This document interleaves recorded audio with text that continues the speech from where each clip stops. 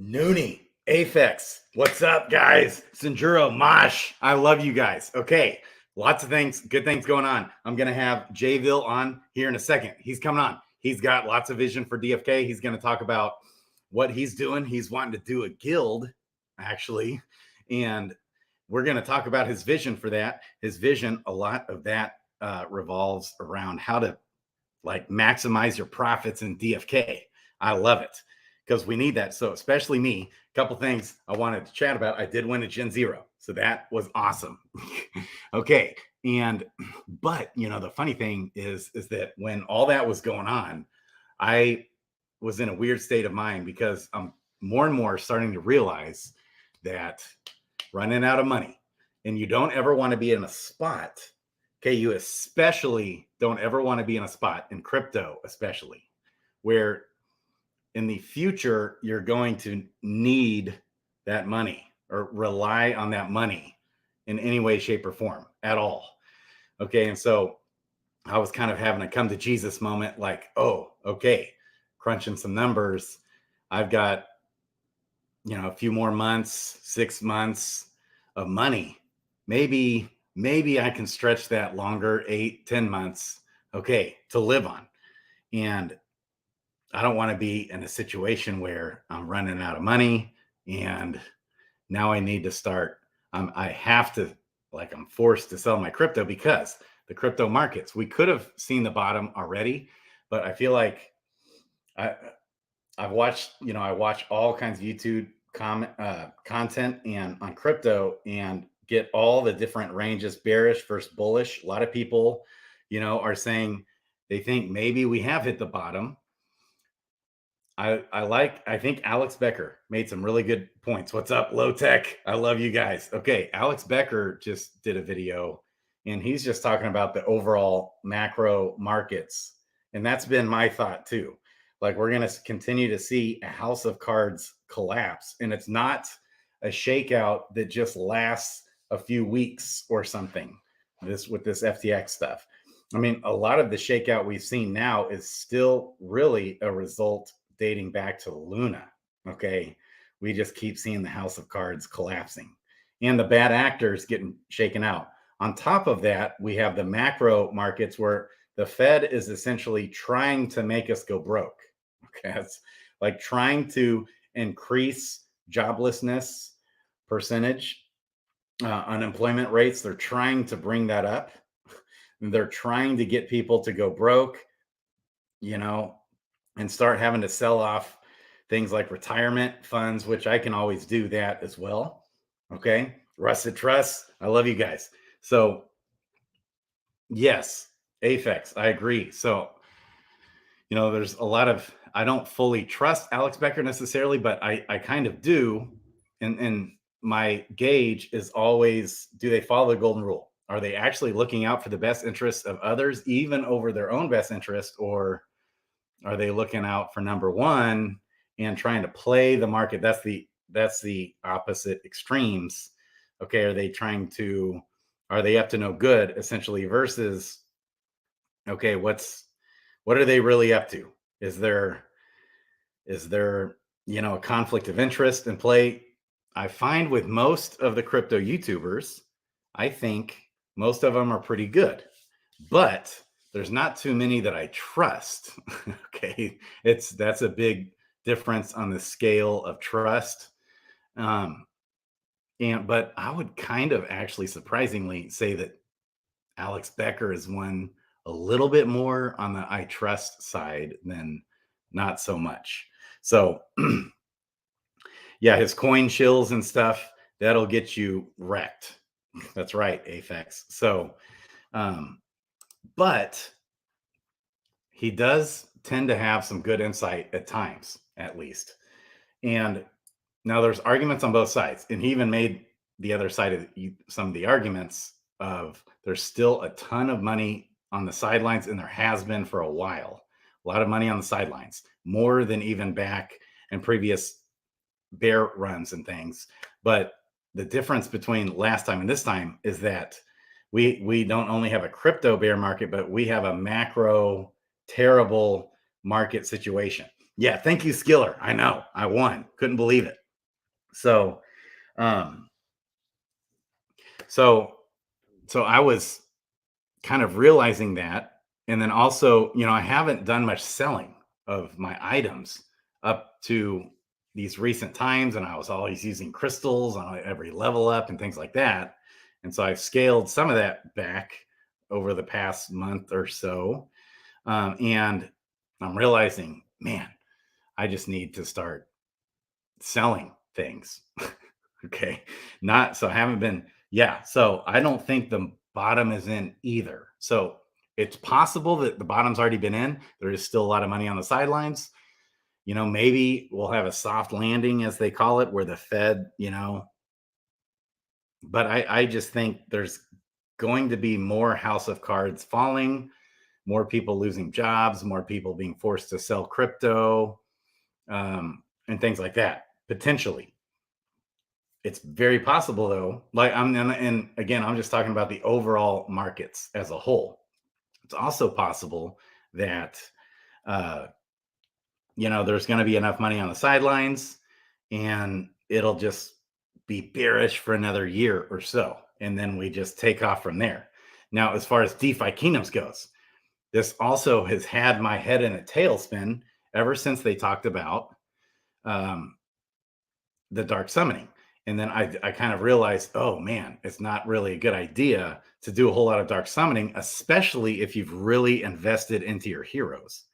Okay. And so with crystals, stones, okay, things like that. And so, which in turn has made me worried about the value of items.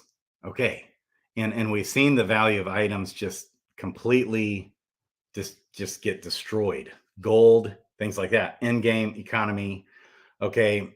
Because now we see it feels like even less people using stones.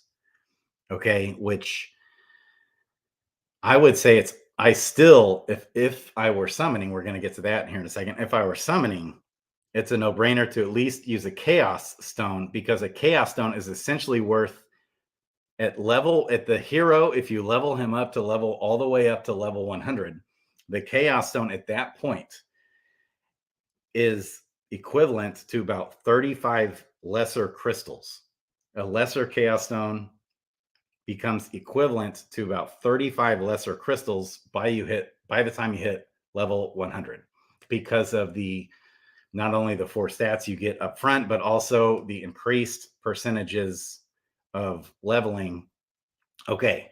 So, man, all kinds of good guys. Zabu, I love it, in the house. Fishy Foods, love you guys, man. Eric. Okay. And so I don't see Jayville yet in the waiting room. That's okay. Because, okay, so I've been worried about the items. And so one thing they talked about in the AMA, which I wanted to do videos, but I've just kind of been in a funk. The holidays aren't necessarily a good time for me either, even though my kids are awesome. It's just, that's complicated. Okay. So, okay.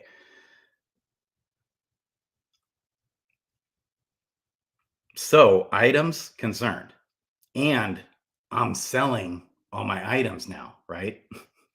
And instead of selling into Jewel and maybe Crystal at times, selling into USDC right now, because I need to start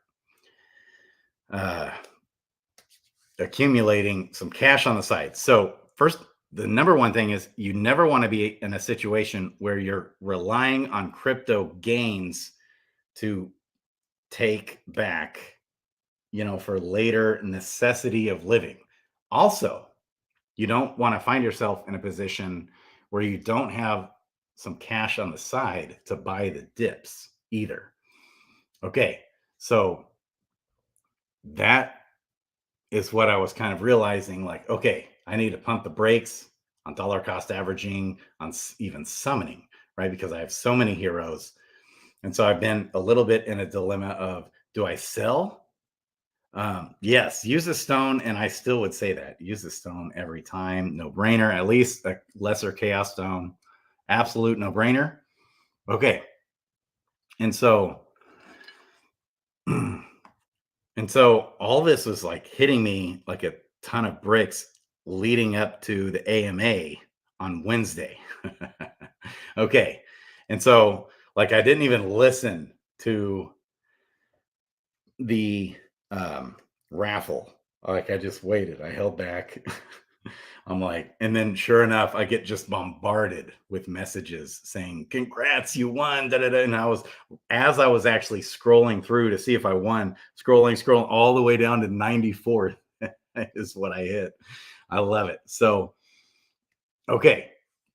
So, as far as summoning goes, like now I find myself renting out the Gen Zeros, which it's hard to rent those out, man.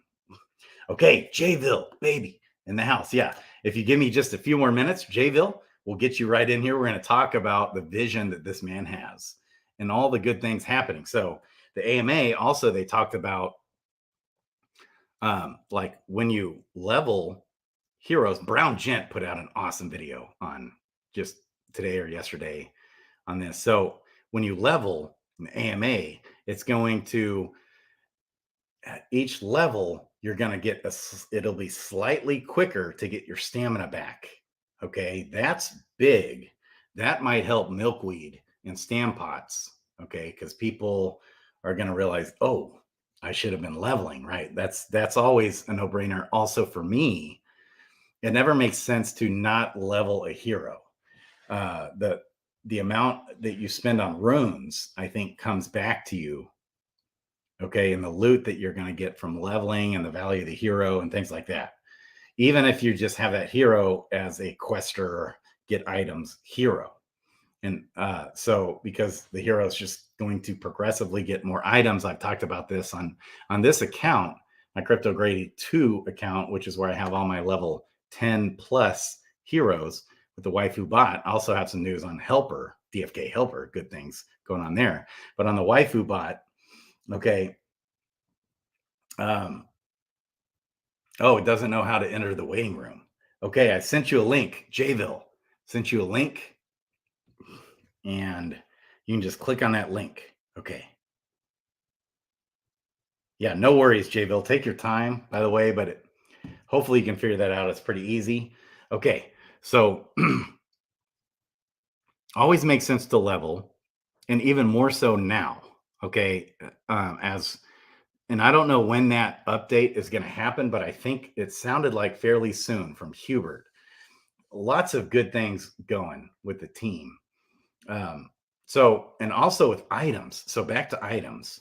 If you can afford to not sell your items, like I'm selling now, I've been holding out, and now selling the items, which is like the worst time to sell, right? Because as soon as we get crafting, building, all kinds of things coming, profession 10 level quests coming soon, I think. Now they got to get this new kind of restructuring for the Clayton blockchain squared away before we get anything. That's like 100% focus, and it's got to be good and safe and secure. Again, the biggest risk secure is hacking. They got to be, I'd rather them take their sweet time and be, I was expecting it. No big deal on the delay, but they can't take too long. Okay. Because the economy within the game is dying when there's not big use case for those items. Now, someone has kind of been pumping gold over the last day in some of the items, which surprised me. Okay. So someone's in there buying up some items. Let's take a quick look. I noticed this, and we've seen Jewel, the value, the price of the markets have held out pretty strong. Okay. And I think largely due to short liquidations. So Jewel's been holding up, and even Crystal, I was kind of expecting that to go down to 14, 15 cents, which is where Jewel was just a few weeks ago, right before the C Jewel launch happened. Okay. And so go ahead and zoom in one more. And so yesterday, gold at one point was up at like 25%. So someone just went in, bought a ton of gold, and then guess what they did? Then they went to the the marketplace and bought up a bunch of golden eggs. So look, okay, yesterday, okay, wow. So to buy a golden egg in the marketplace is 123,000 gold now. Isn't that wild? So someone didn't realize that all they really had to do, instead of doing that, okay, they could have gone right here. Okay, what is, let's see, real quick, 123, let's just say 120,000 gold. And Jewel, oops. Oh, gold, sorry. 120,000 gold is worth 34 Jewel. Okay, so remember that 34 Jewel is worth 120,000 gold. Well, if we look at the golden eggs,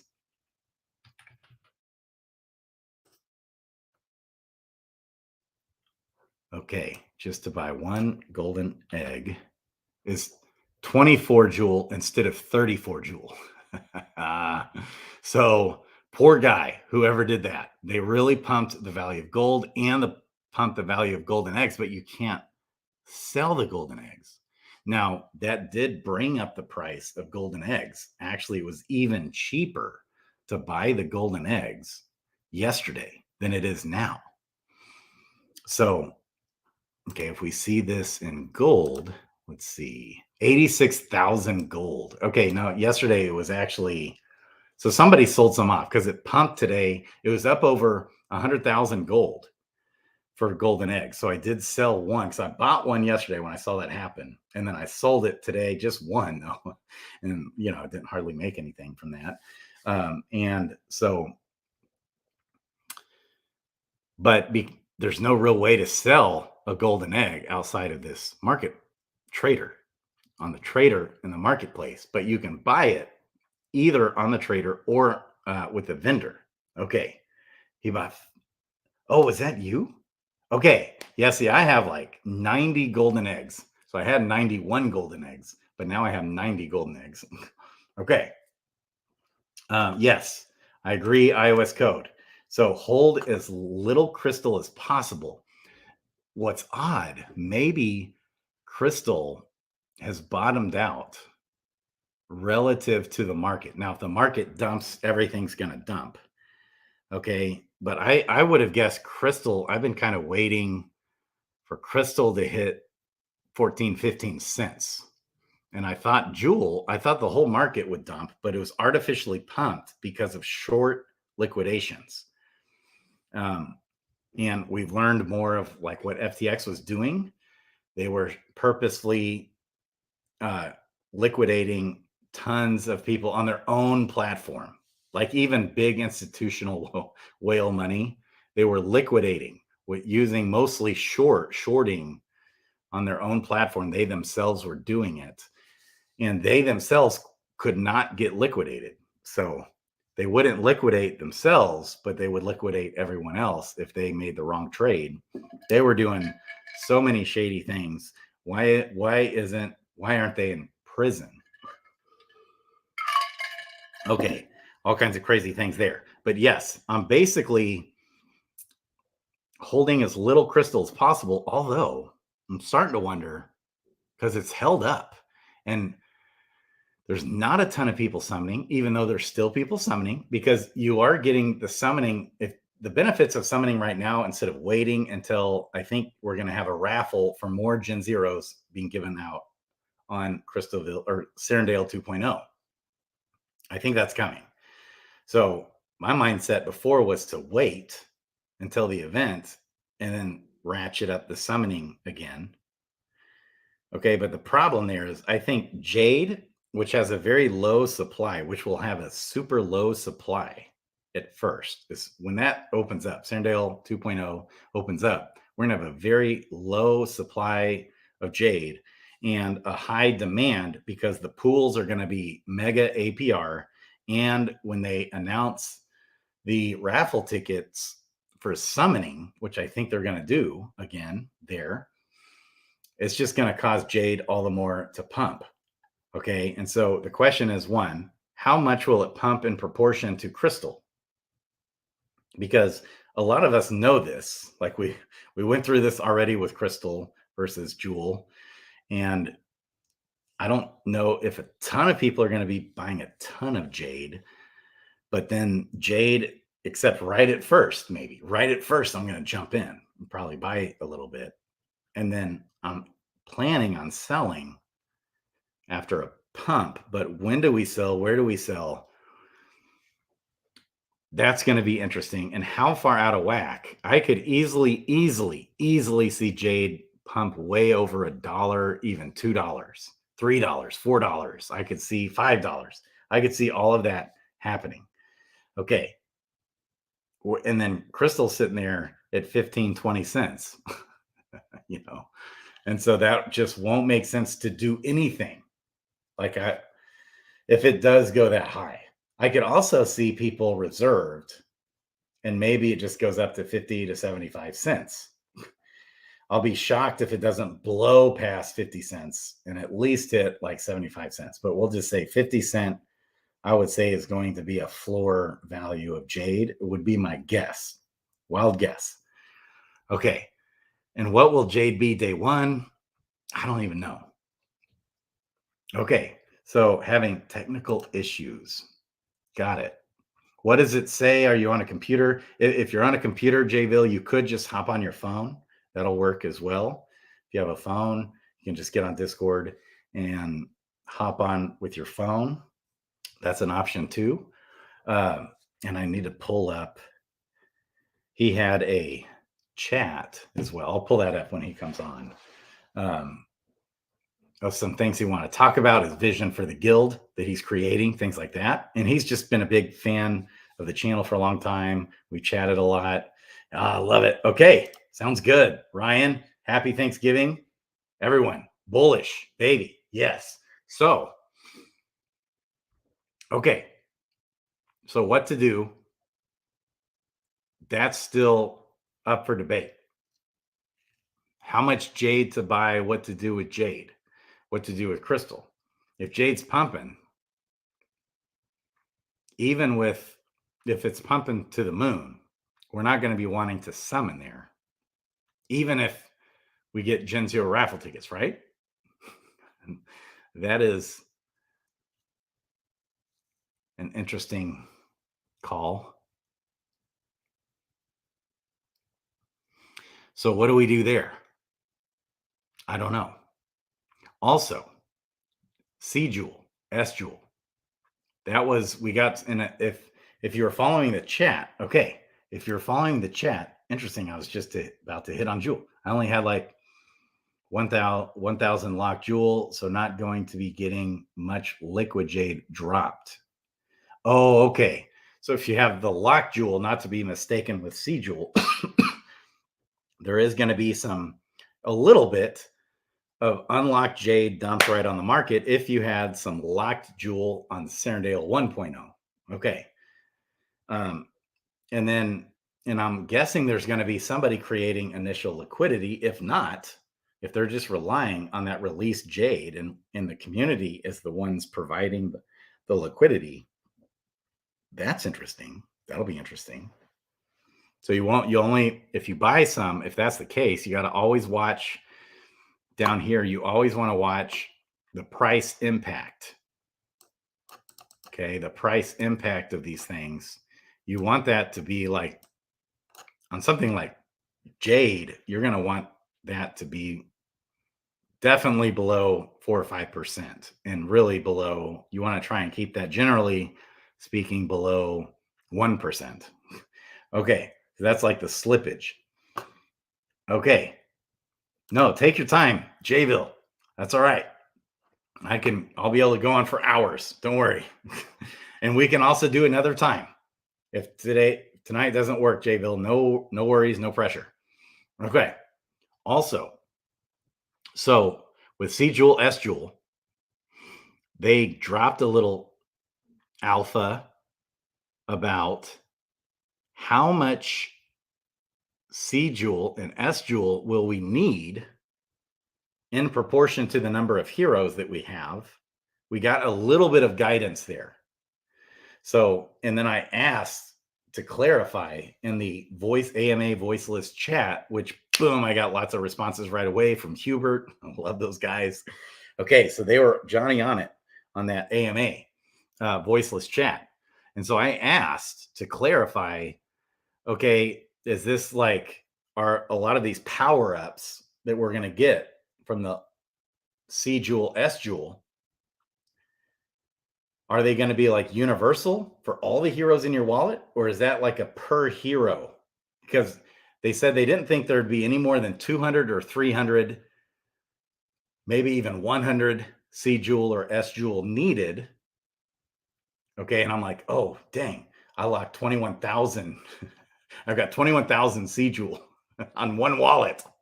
So I was thinking that would kind of be the lower end of maxing out the amount of C Jewel you would want on a single wallet.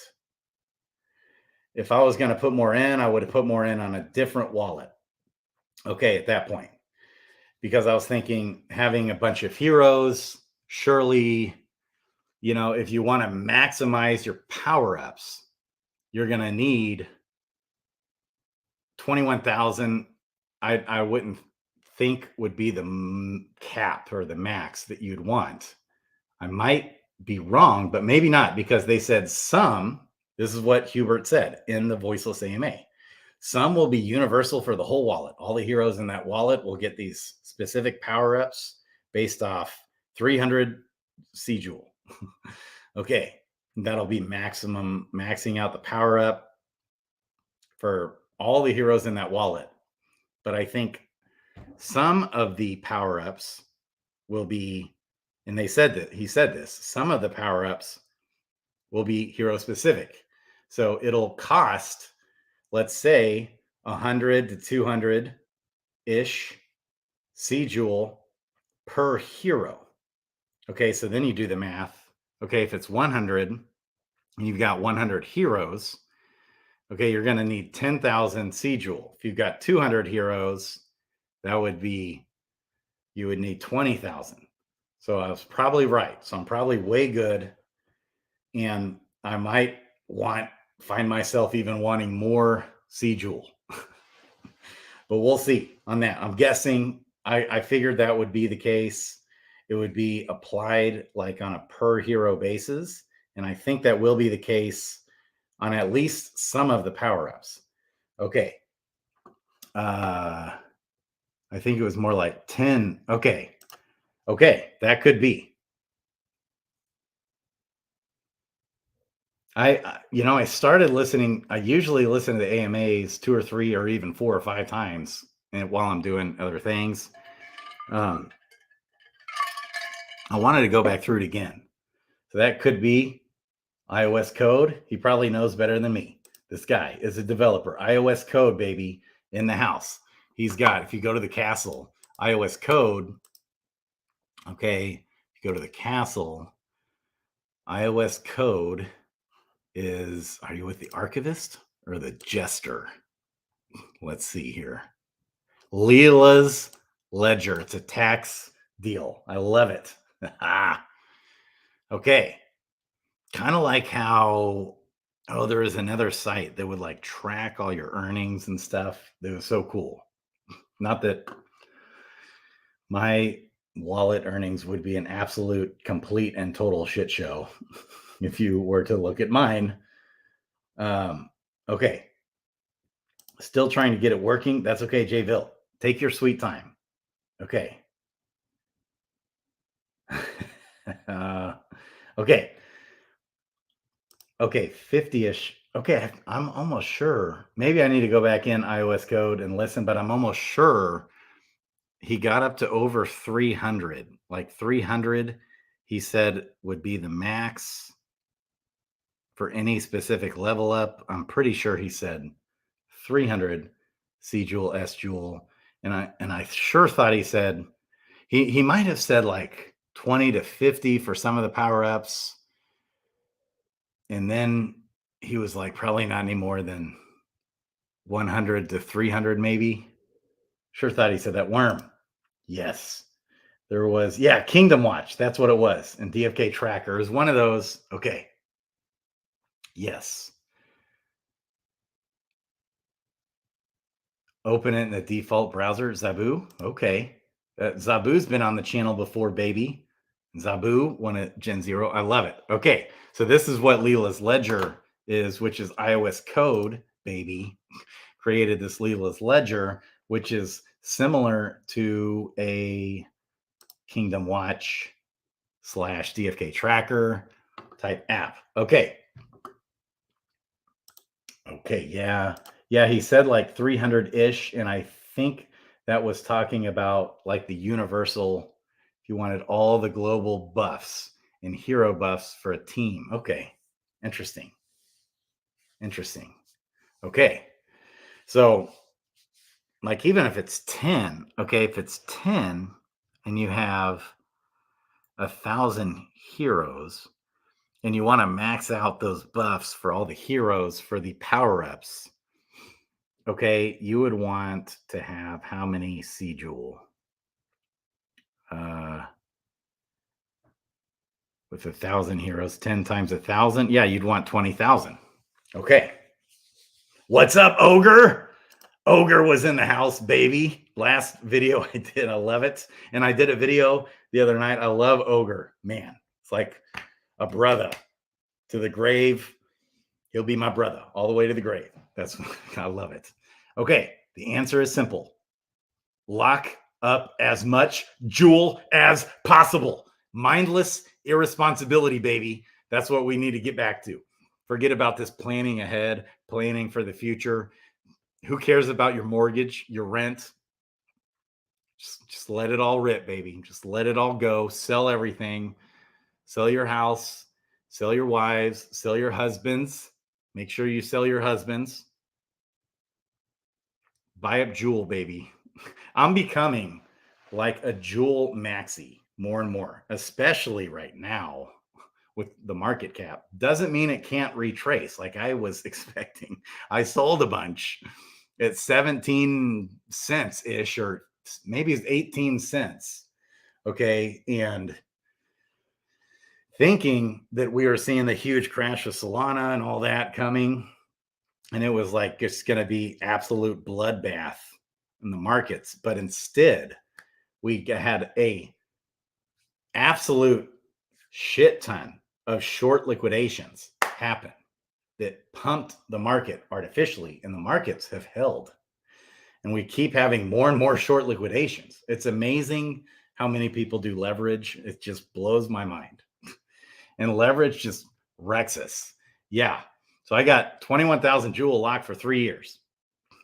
So, and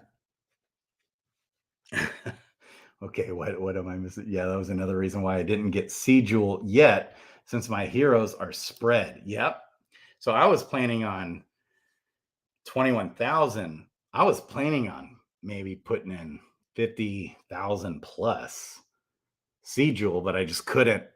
I like froze. Paralysis through analysis. That's what happened with my summoning too. Even though I did a lot of summons, I was planning on doing way more. And yes, that's right, Ogre.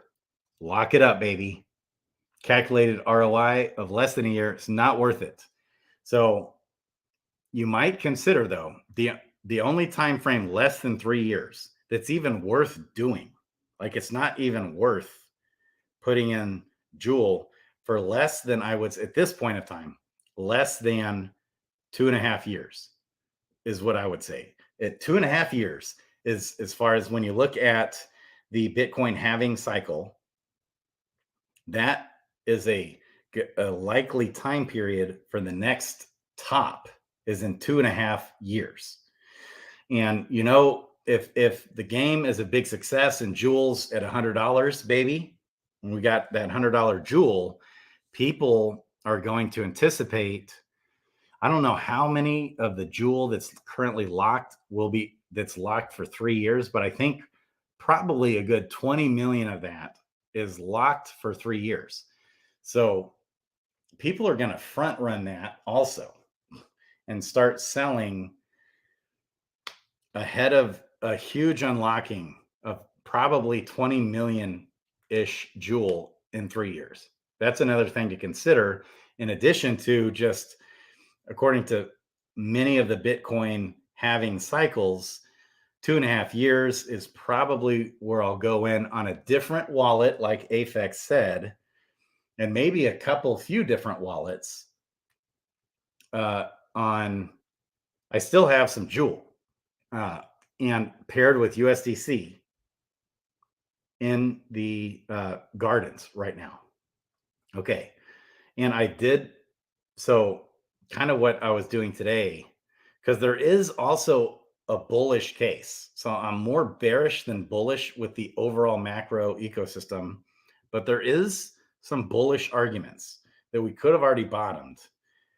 And if that's the case, like I did, I've been selling my items over the last 2 days into Clayton coin, Clay. So I had sold all of it when it pumped, actually, when it pumped 25%. We talked about it on one of the videos. Okay, it randomly pumped one day, I remember. And I was like, what the heck? And it was just way up. I just went in and sold. I sold it all into Joule when Joule was at like 14 or 15 cents. And so I had made gains. And that was kind of when I was getting out of the gardens, knowing that C-Joule was coming. It was before the C-Joule. And Joule was at like 14 point something cents, 14.8, 14.7, 14.5 cents. And I started just buying, and then 15 cents and some at 16 cents. I just bought up, so got out of everything in my gardens, sold all my AVAX, all that stuff in those pools. Even a ton of my Bitcoin that I still had and ETH into Joule, and just straight held it. and so I had about 21,000 that I was planning on, at a minimum 21,000, bare minimum. I just had it sitting there to put into the jeweler to lock it away. Wasn't sure how long. Yes. Okay. Yes. So some of the bullish cases here, especially for DeFi Kingdoms, is I'm really bullish on this weekend so I'm going Sunday, baby, to Miami. And if I can connect with a lot of the influencers, BitBoy's going to be there. Crypto Wendy O is going to be there. All channels that I watch. My number one guy that I really hope to connect with, because I know he's a fan of DeFi Kingdoms already, is Altcoin Daily. My goal is to at least plant the seed that DeFi Kingdoms, baby, is crypto's best kept secret. From what I can tell, the team developing, the partnerships are phenomenal. The team is amazing. What teams go every week and are just as transparent as they can be, and servants to the community, doing weekly AMAs, these partnerships with Avalanche, with Clayton, with Wisdom Gaming, baby, Pervy Sage, Workhorse, with Chainlink coming. Okay, so I want to pick their brains a little bit more with Chainlink. What's going on there? All kinds of things happening. If Asia adoption comes, different things come, this could pump real fast. If there's a listing on Coinbase and it gets on the learn and earn section of Coinbase and Binance, okay, and people can get in there and watch videos on DeFi Kingdoms and make money by watching the videos, things like that, and they get listed up, man, we could real quick just get, real fast, get up to like $100 million market cap, even in a bear market, I would think. Now this has like been such a shit show crypto has been. That might be overstating it, but with all these things happening, and then you start getting more of the influencers talking about it, especially influencers such as Altcoin Daily, BitBoy, Crypto Banter, some of those guys.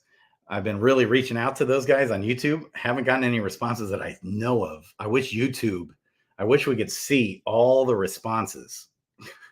But there's nowhere to get on YouTube and look at all my response, like all my notifications, like idiots. So if I comment on somebody's video and someone responds, unless it's the most two recent responses, I'm never going to see it ever, unless I have to go back, find the video, and find a comment, and look that way. That's the only way.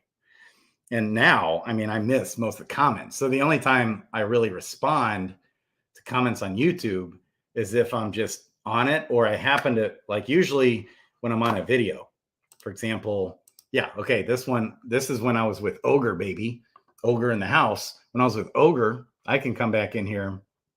One thing that's cool too, so you can look at the live comments that happen, but I'll still go through on most of the videos, go through these comments and make sure that, you know, I've responded to all of them, liked them, all that good stuff. Just if nothing else for the YouTube algorithm. But a lot of people ask good questions in there, and I want to be careful to always do my best to respond, but it may take time. So here's the key. You respond a lot. Like if you ask a question on YouTube and I don't respond, like within a half day or a day, well, get on there and make another comment. If you don't have any other way of contacting me, which you can, I'm on Discord. I love it.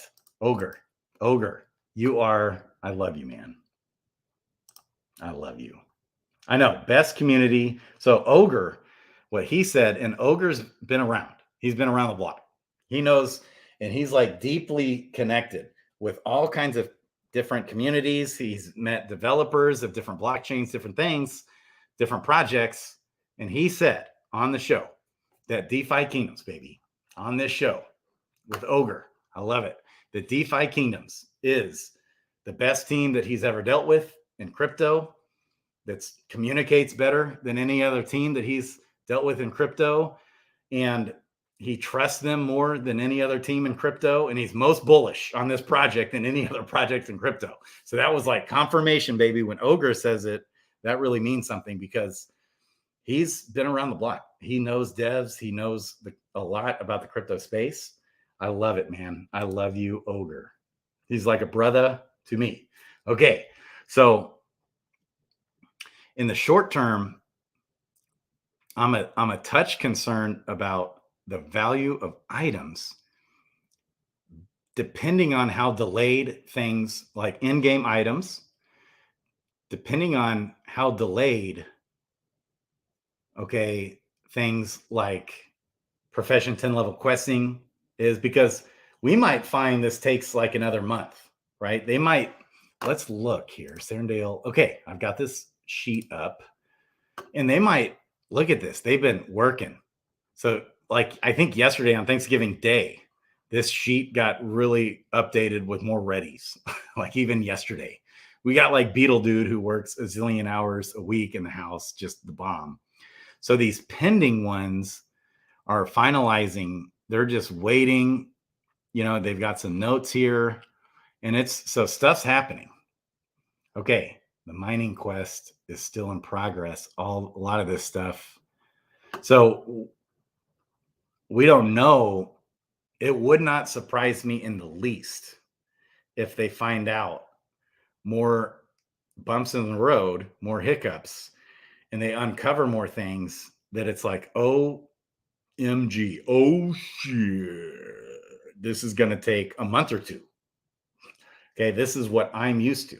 A month or two was immediately my first thought, actually. Depending on how challenging. Now, we did here in the AMA, they're kind of simplifying things a little bit. So they're slightly simplifying some of the complexity in the code somehow, with like gardening and mining and different things, fishing and foraging. And I'm thinking that's for this 1 second block time issue with Clayton. They had it all ready to go, and then they realize, oh, something's up, and they couldn't wrap their mind around it just with mining. I think it was only with mining. Yeah, because everything else looks good. Just the mining quest. Random generator. Interesting. So the random generator on the blockchain has to happen in less than a second. Interesting. So it would not surprise me if there's more delays. That's okay. Now, if they take too long, we see the economy just continually getting destroyed. Okay. And so with a ton of people, that's so weird to me, not using stones in the game.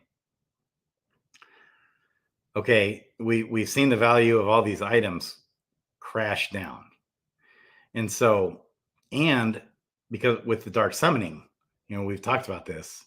The dark summoning is just a tool that probably you don't want to almost ever use unless you've got a great pair to summon and you're good with dropping them, especially like recessive ones, genes, stuff like people have advanced or like basic advanced in the recessive one and advanced ability. And like I have a Dread Knight in the recessive one, a pure breed Dread Knight with 0 summons left.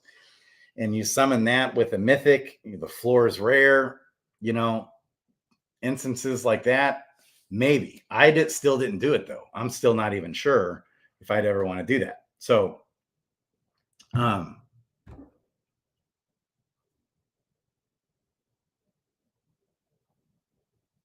okay, looking at, bear market's hard when you're running out of money. And especially, you never want to be relying on money you have in crypto, unless it's sitting there like in a stable coin, like a good stable coin.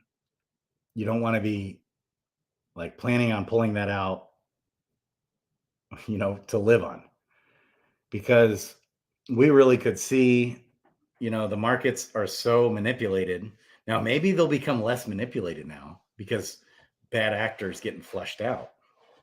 That'll be good. Jordy. Yes. Okay. So leading down this thought, I feel like the value of crystals also keep going down, and it's actually caused me with the dark summoning still. Like I was investing so much money into my heroes for so long. Like when crystals were $6 even, I was using them on pretty much every level up for the most part. And I didn't have a ton of heroes at that time. And then they were down to like $2 per crystal. And I was using them on every level up at that point. $2, $3, $4, $5, $6. I started, and then so I didn't want to participate much in the dark summoning. Okay. So it just caused me to like, whoa. But I was still planning on doing a bunch of dark summoning. And so I didn't know like what to do. And I'm just like, okay. So I haven't been using crystals. I remember thinking at that time too that I would get, like I thought for some reason, I don't know why I thought this. I was still new to the game, but I thought using a crystal did more than just add those percentages. I thought it just like helped the hero somehow. And I was thinking like maybe the MP or HP or something. I just thought I remembered hearing that. But I think probably what I heard was like they were talking about a greater attunement crystal. That's the only one that I'll never sell. And I use those on my Gen Zeros and things and my top dog heroes, the greater attunement, because in my mind, one conversation I want to have eventually with Hubert is especially the greater crystals are just the most out of whack, asinine thing in the entire game. Like even if you had 100% chance to hit both the primary and secondary stat, 100% chance, let alone it gives you a 15% increased chance on the main class stat that you pick and a 45% on the secondary, which is nice. But even if you got 100% chance on both, it's still not worth. I mean, they were going at one point. It was like you couldn't even get them. If you wanted one, you had to pay like $500. Then it was like $100. Then it was like $100 jewel or crystal. And now I want to say, if you want to go buy a greater crystal, I want to say it's probably down to 50 or 75. I don't even know if you can get one for that though. If you can find one available. Okay. So, well, the lesser atonement, all that does is give you some HP. And I use like 60 or 70 of those also then. Ooh, hey, Jayville is in the house. Devices not connected, Jayville, is what it says. Devices not connected. So I can't even bring you in. Okay, interesting. Gosh, you're the first one that's ever had a real trouble using that. Bummer. I have had like somebody have a little bit of trouble. He figured it out real quick. So, okay.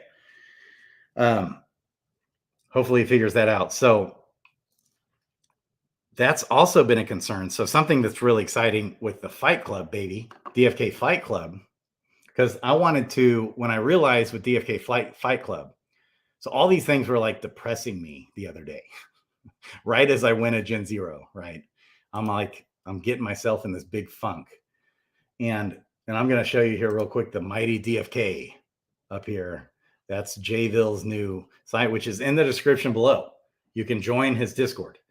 Okay, but Fight Club, really exciting. What we got going on here in Fight Club. And it was like really easy for me to win. And so he's trying to improve the AI. And I think that's probably difficult to do in a predictive type way. Like, how do you create AI to be predictive? So what, and I think I'm by far the highest leveled guy so far in Fight Club. And I wanted to do it because I'm like, okay, I can max out my tickets because I basically win every time except against a guy that has a level 20 dread. And I did go up against him again. But I did notice the AI is just getting basically to where it just knows what I'm doing. Like if I try to use a skill, it will interrupt it every time. If I try to interrupt them, I'll not interrupt them. So that's kind of like it knows what I did after I selected it to make itself harder because it's still so easy to win. I just fierce attack every time and I'm winning. Unless I'm playing the really good teams. Another guy that has a level 20 monk beat me this time. I beat him before. I forget who it was. Okay. But anyways, I've only lost 3 times ever. And I've won, I don't even know, like probably 75 times or something. Okay. And so then I remember I did kind of the same thing with duels. And then I was like, man, these raffles, I would like really ape in strong and wanting to get those greater crystals. You know, I wanted those greater crystals for my leveling and stuff. And I would dump in 30, 40, 50,000 raffle tickets, which cost a lot of money to get from duels and just still lose all of it. So it caused me to stop with duels and raffles, even though I was winning some of the other raffles. So, and then when they announced, okay, we'll get some raffle tickets, the 2.0 duel season came out. I was like, okay. And so I aped in heavy, kicked ass, leveled up to like level 3 or whatever, like 1,300 something, I think, real quick when I did that video with Brown Gent and everything. And,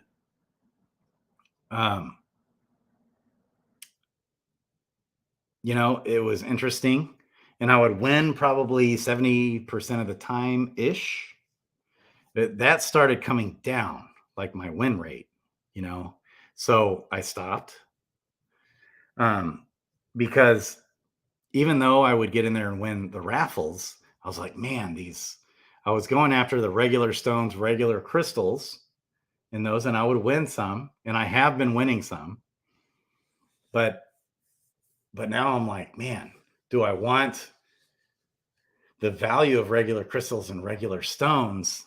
Stones are better. Stones are a different subject, but crystals, you know, it just seems like even the regular ones are overvalued.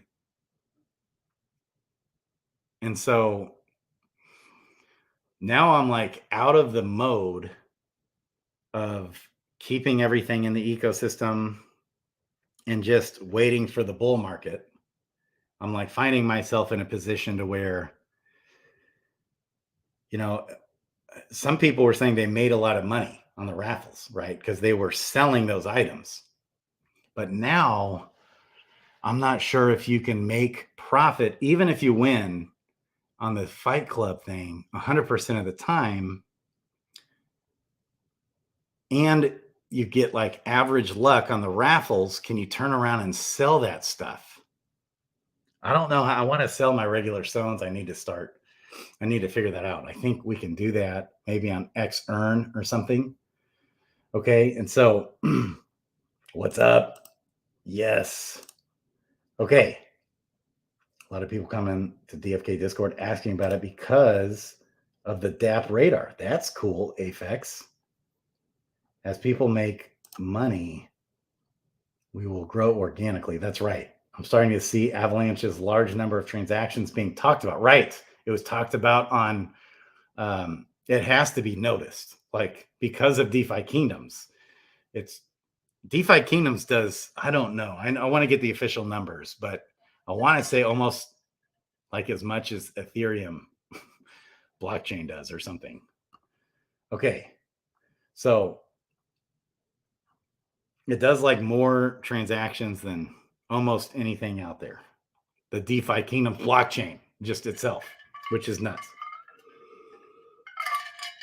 So yes, we need to attract more. So that's my goal in Miami, and be like a man on the mission, baby. Yeah. Don't forget to like, subscribe, bell button, comment. I love it. Okay. So I was just kind of testing out, okay, can I actually make money? Like people have said they were making a lot of money selling greater crystals and different things from the raffles. So I'm like, okay, if that's the case, then I can win every time. And if I'm winning every single time, basically in the DFK Fight Club, and it's more fun to do, right? Even though duels is cool too. I actually had fun doing duels. I still like duels. What's up, Ogre? Yeah. About Life Podcast, baby. I love it. About Life Podcast is staying busy at it, doing all kinds of stuff. I love it. Okay. And he won a Gen Zero. Zabu won a Gen Zero. So I'm just not sure. So where I see like the ecosystem kind of breaking down in the short term. I think it'll even affect this Fight Club AI thing.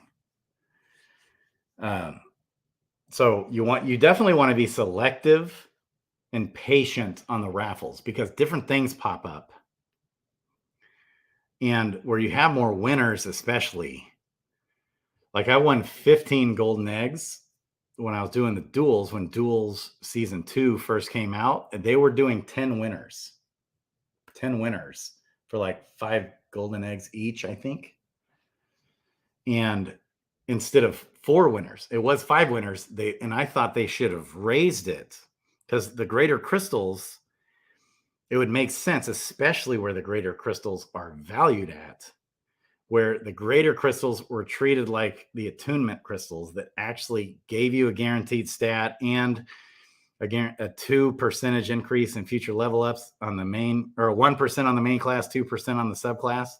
Like that would make more sense at where they're valued. And you can only use one, per hero type thing. But that's even how they're valued, even that being the case, it's like hard to justify the value of greater crystals, of eggs, all those things. There's like not even liquidity for blue eggs, guys. That's another thing that I was like, whoa, because I'm in there selling. Okay.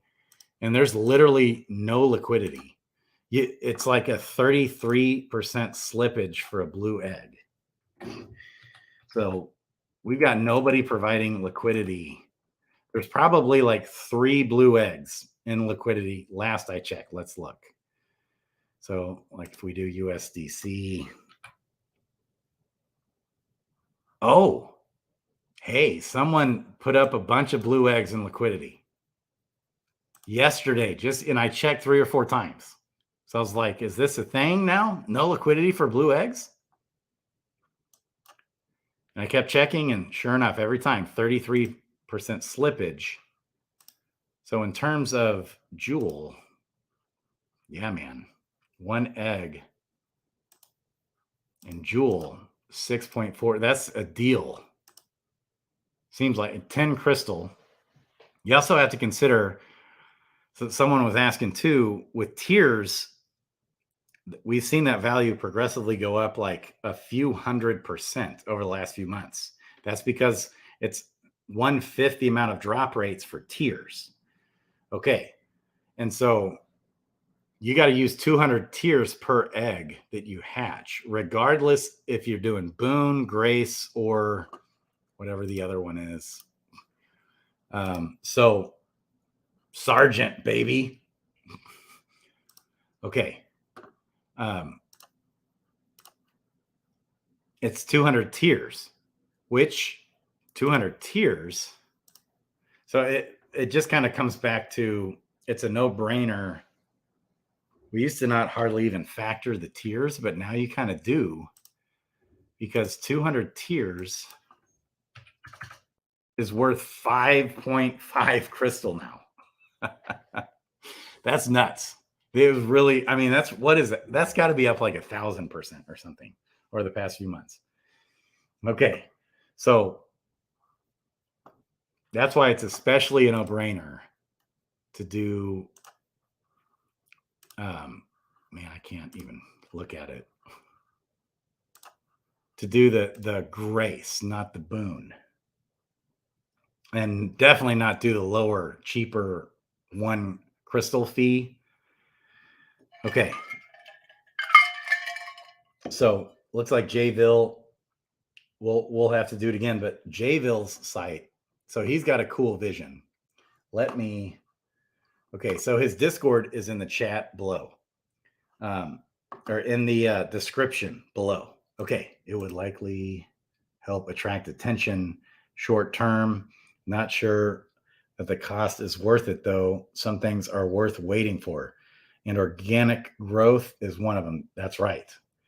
So I think it would be a lot better to not be selling items and things. But in the very short term, until we have actual use case for the items, I think they're going to keep dumping. Now, the stone carver keeps being gone for a long time. I don't know if you guys noticed that. So that actually helps, because at least it gives us the option. Like I sold all my items and then bought a bunch of stones when it was at parity. And especially when I see items pumping,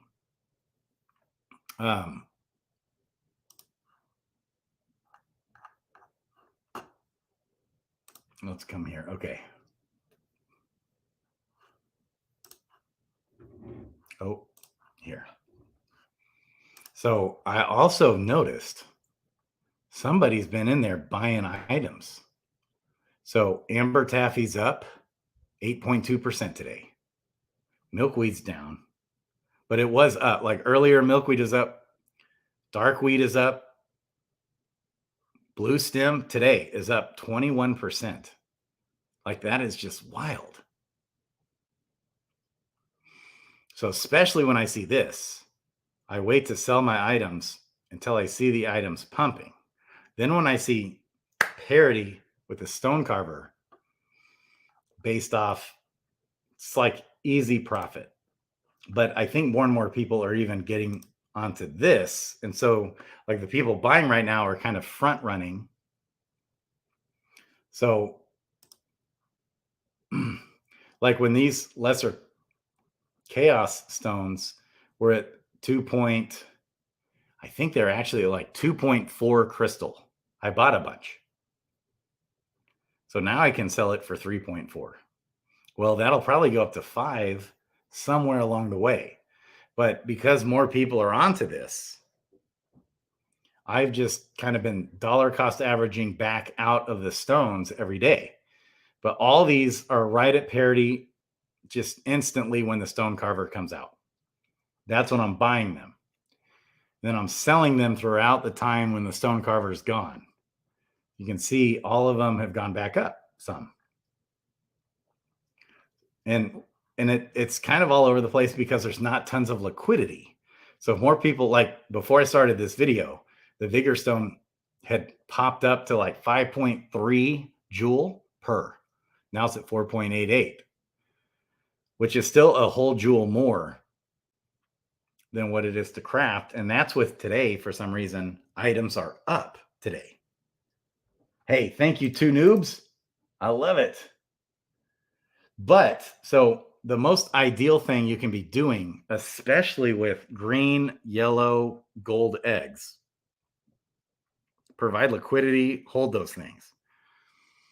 And your items. So once we have more use case for the items and more things are happening with the game, we should see that stuff pop back up pretty drastically, even potentially. So like just think of tiers. The guy at tiers, man, is unbelievable. That's unbelievable that 200 Gaia tiers is 5.56 crystal. Like, that's crazy. Because a month or 2 ago, or 3 months ago, maybe, Gaia tiers, you could just, I could buy like 100,000 of them for nothing. It seemed like. So those, I think the Gaia tiers might be up something like 1,000%, like a 10x over the last 3 months. RK3. Okay. So, hey, Workhorse. I love you, Workhorse. Yes. Hey, I love it, Workhorse. So we've seen Gaia tiers pump like that when they were almost becoming just worthless, it seemed like. They lower the supply being issued by 5x. And he told us in advance, way before in advance. And still on Serendale at the time when he told us, when Hubert told us, Serendale still had the same drop rates. That was another reason why I stayed on Serendale as long as I could. Okay. And I was like accumulating tons of Gaia tiers, but then I kept selling them off until I ran out. And I hatched all those eggs. Okay. So I foresee, I could easily see 1,000% or 10x on items in the same way as Gaia tiers when there's big use case and an expanded player base. So if you're able to take those items and provide liquidity and just hold, and ideally you're providing liquidity with the gold. So you're making gold, you're making items, provide liquidity with the items and the gold. And then if you've got some extra gold, you could do liquidity with gold and jewel. That's also an option, or gold and crystal, I suppose. And that just helps the ecosystem, and the day just might come. And also runes have pumped way back up. So runes were going down, down, down, down, and now they haven't been going down, down, down, down. So I love this site, Adventures in DFK. Okay, so I live on this thing. And so it's just interesting to see, like, wow, a bunch of people bought up a bunch of golden eggs all of a sudden, and gold. Like yesterday, gold pumped 25%. All of a sudden, too. And someone even like gave a shout out about it in one of the Discords.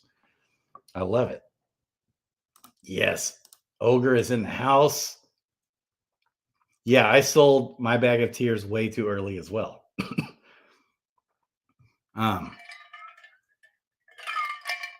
But we just see gold keep dumping.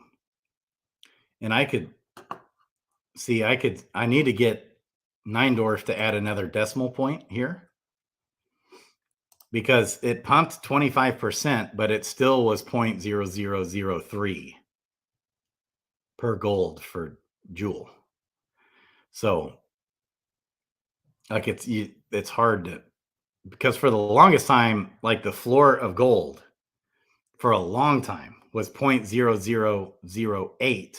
And oftentimes it would be like at 0.001, 0.0012. And I thought that was like the floor.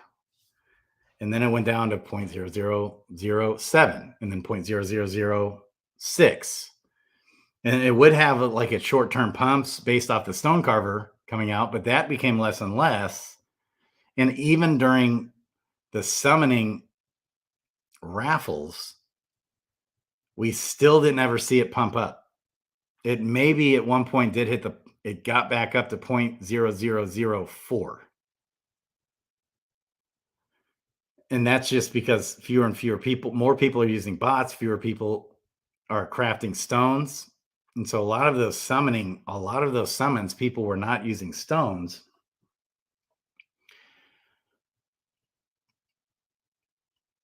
So, yeah.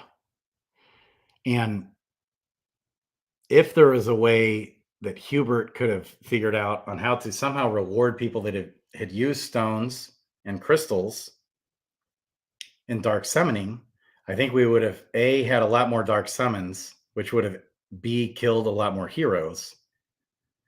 And we would have had more people using stones. And I don't know how he could have rewarded us. He kind of said it wasn't even possible. So I don't think there's anything they could do. They even talked about in the AMA that maybe the rewards were too good for dark summoning. And I'm like, oh, see, Hubert is looking at the macro, the big picture, and we knew this would happen. In the big picture grand scheme of things, we were expecting to get way more Dread Knights, potentially in better rarity Dread Knights in the ecosystem, which overall might hurt the value of Dread Knights. I was expecting that. But he's looking at it from the perspective like, did we reward the dark summoning too much? And I'm like, no, it's under rewarded. It's not really worth. And so I don't think we're going to see a ton of people doing a bunch of dark summons, although I was surprised when I looked earlier, with the dark summons, the deaths have gone since the raffle ended. Okay, let me think about this. It's at 25,600 deaths. Trying to remember, wasn't it at like 26,000, something like that? Okay.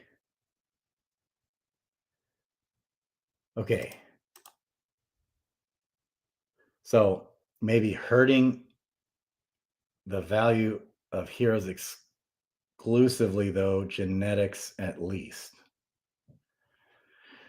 Yeah, I mean, if anything, the regular summoning raffle, there was tons of regular summons that happened. And so the population grew quite a bit, probably more than it otherwise would have. And now we're up to 25,600 dark summons, which maybe we've added 3,000 more. I just don't see that number. I'm going to keep monitoring this, but I don't anticipate that number to change much. So I don't think dark summoning will be much of a thing in the game unless they create more incentive to do so. Because it really doesn't make much sense to do very much dark summoning at all, even if you're a whale with a zillion heroes, with all kinds of dread knights and everything that you're willing to burn to try and get that perfect dread knight or whatever. It still just doesn't make much sense to me. It doesn't add much value. Even if you're using 10 out of 10 summon, like 20 extra summons for the rarity, even if you're doing all that on a big macro level, yes, you have more mythics and legendaries, but on a micro level, it doesn't seem much different than just regular summoning, right? And so I can't wrap my mind around like the game mechanics of dark summoning goes against like how I feel. It's like disincentivizes to use stones and crystals.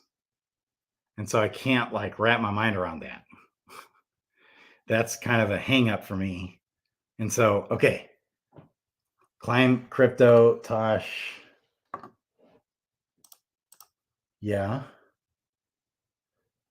Nice. JQ, I'm glad. I'm glad it worked out for you. Most people I talk to, there's very few people that say this statement right here on the screen. Dark Summon worked out well for me.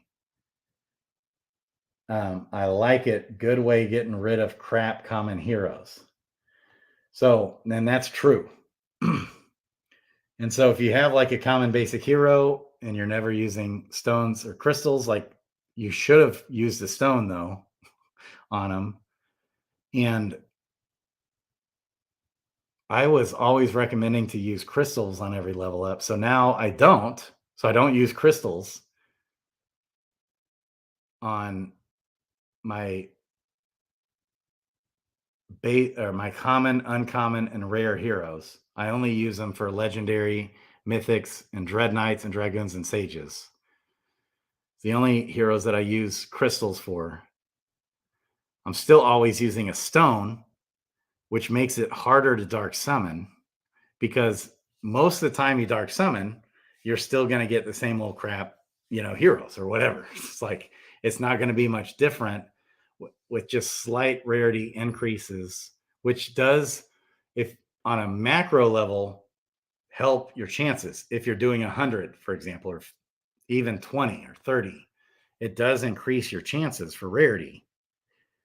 But to just do one here and there, unless I just can actually pinpoint a perfect hero combination,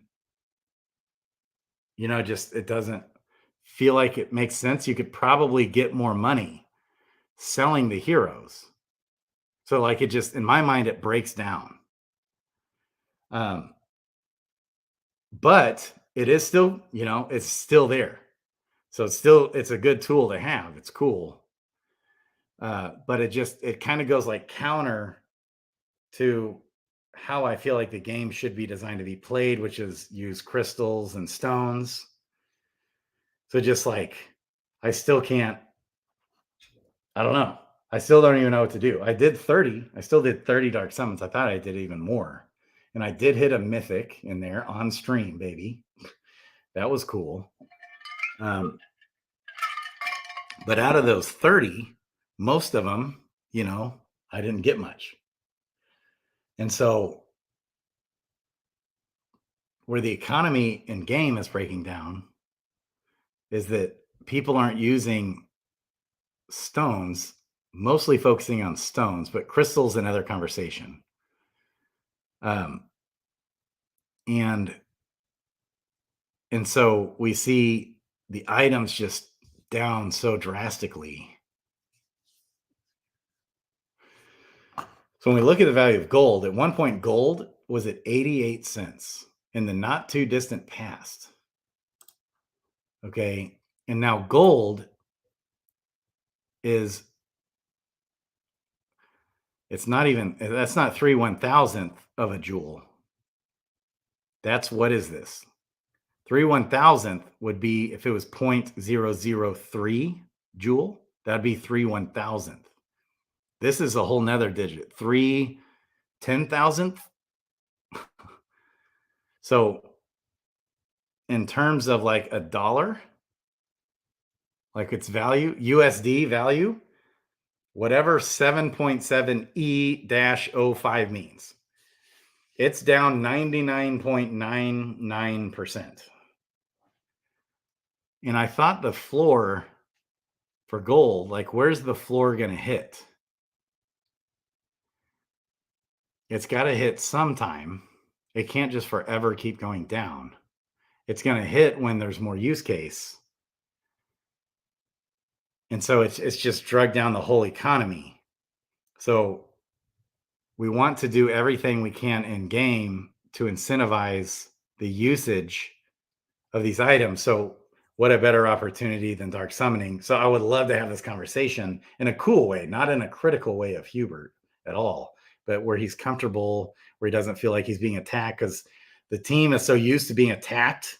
You know, the team is always being attacked. Why do people get onto Twitter and attack the team? Why do they do it? Why do that on Twitter? If you got something to say about a dev for whatever reason, take it up with specific people or the dev himself. Reach out. You could get on Discord and bitch there. That's better than Twitter.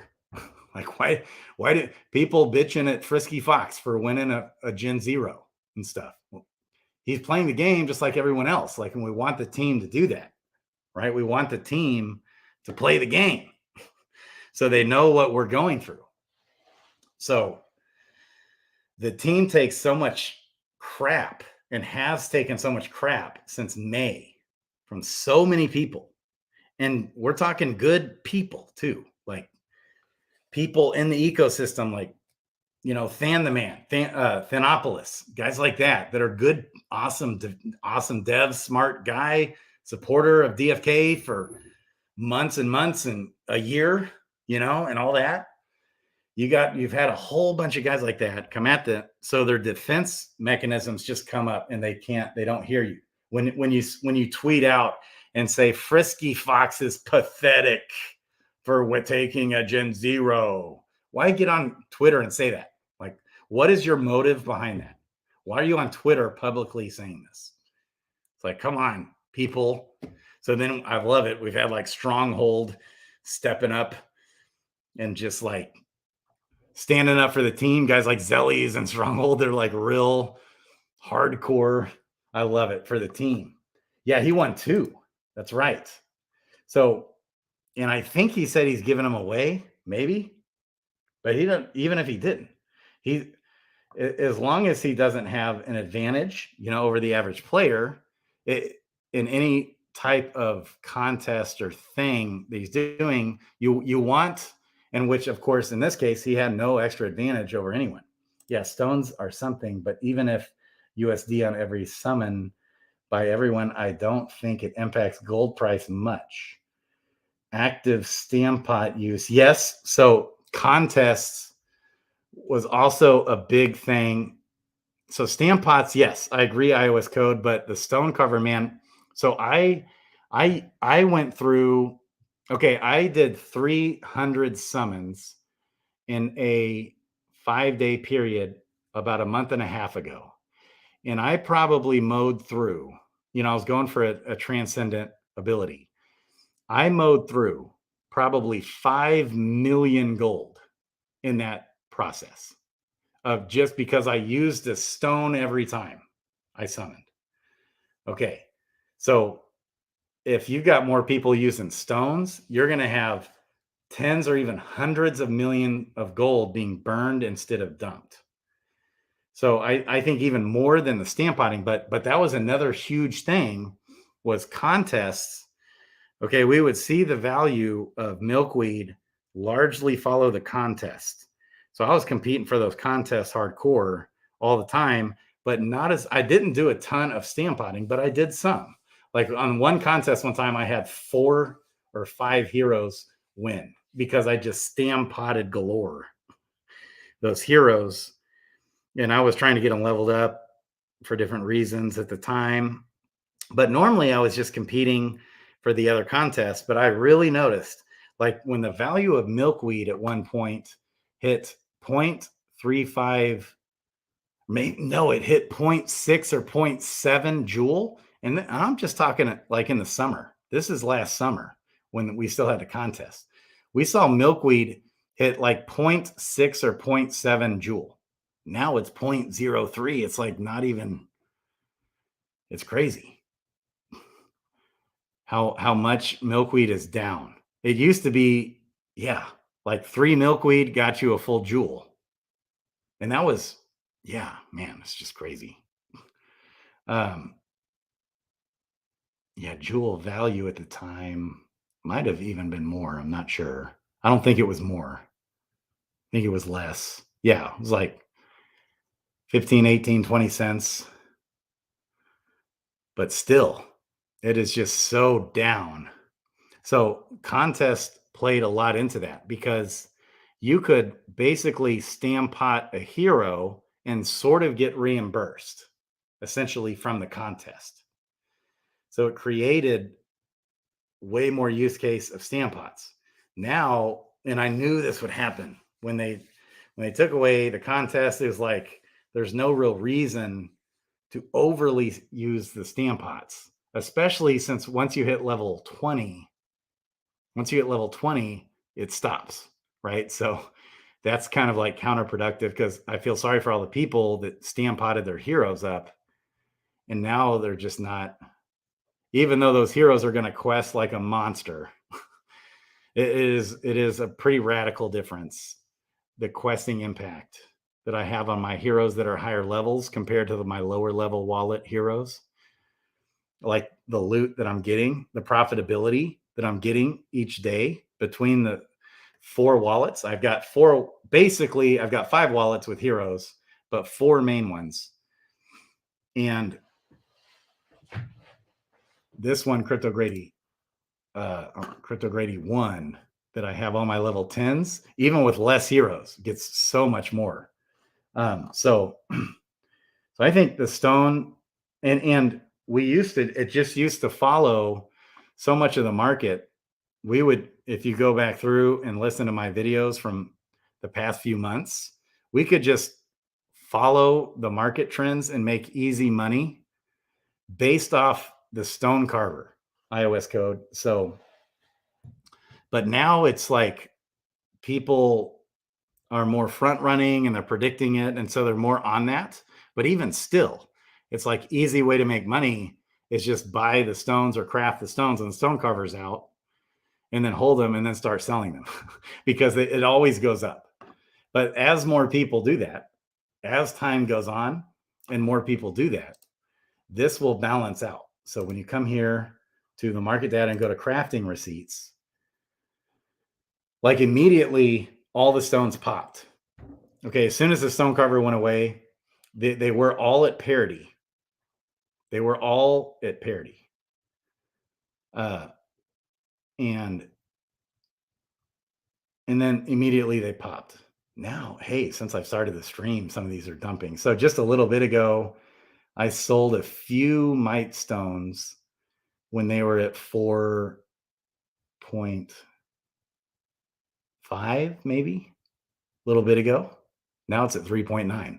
So as these balance out more, what you can do is just provide liquidity and make the trading as well. Because there's not a ton of liquidity, you can't do a ton of volume for the arbitrage opportunities.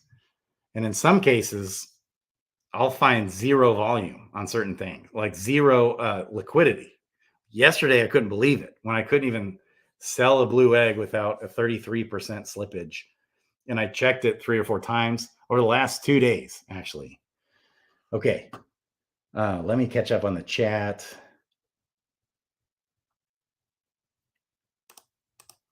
Yeah. Okay. Yeah, the Gen Zero thing was wild. So many people were mad. He offered to give away his second one. Did he? Did he offer to give both of them away? I figured he probably would. Um,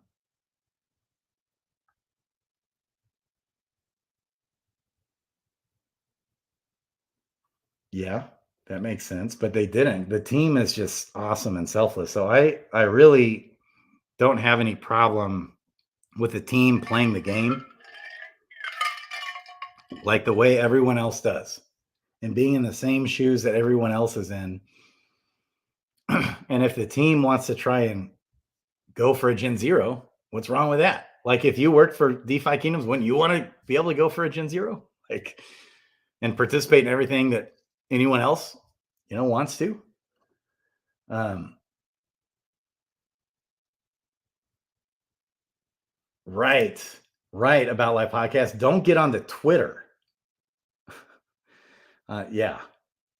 Um, yeah, they give everything away. They could easily be selling those heroes. Right. They don't. They give them away to those people. I'd rather have a dev that's playing. That's right.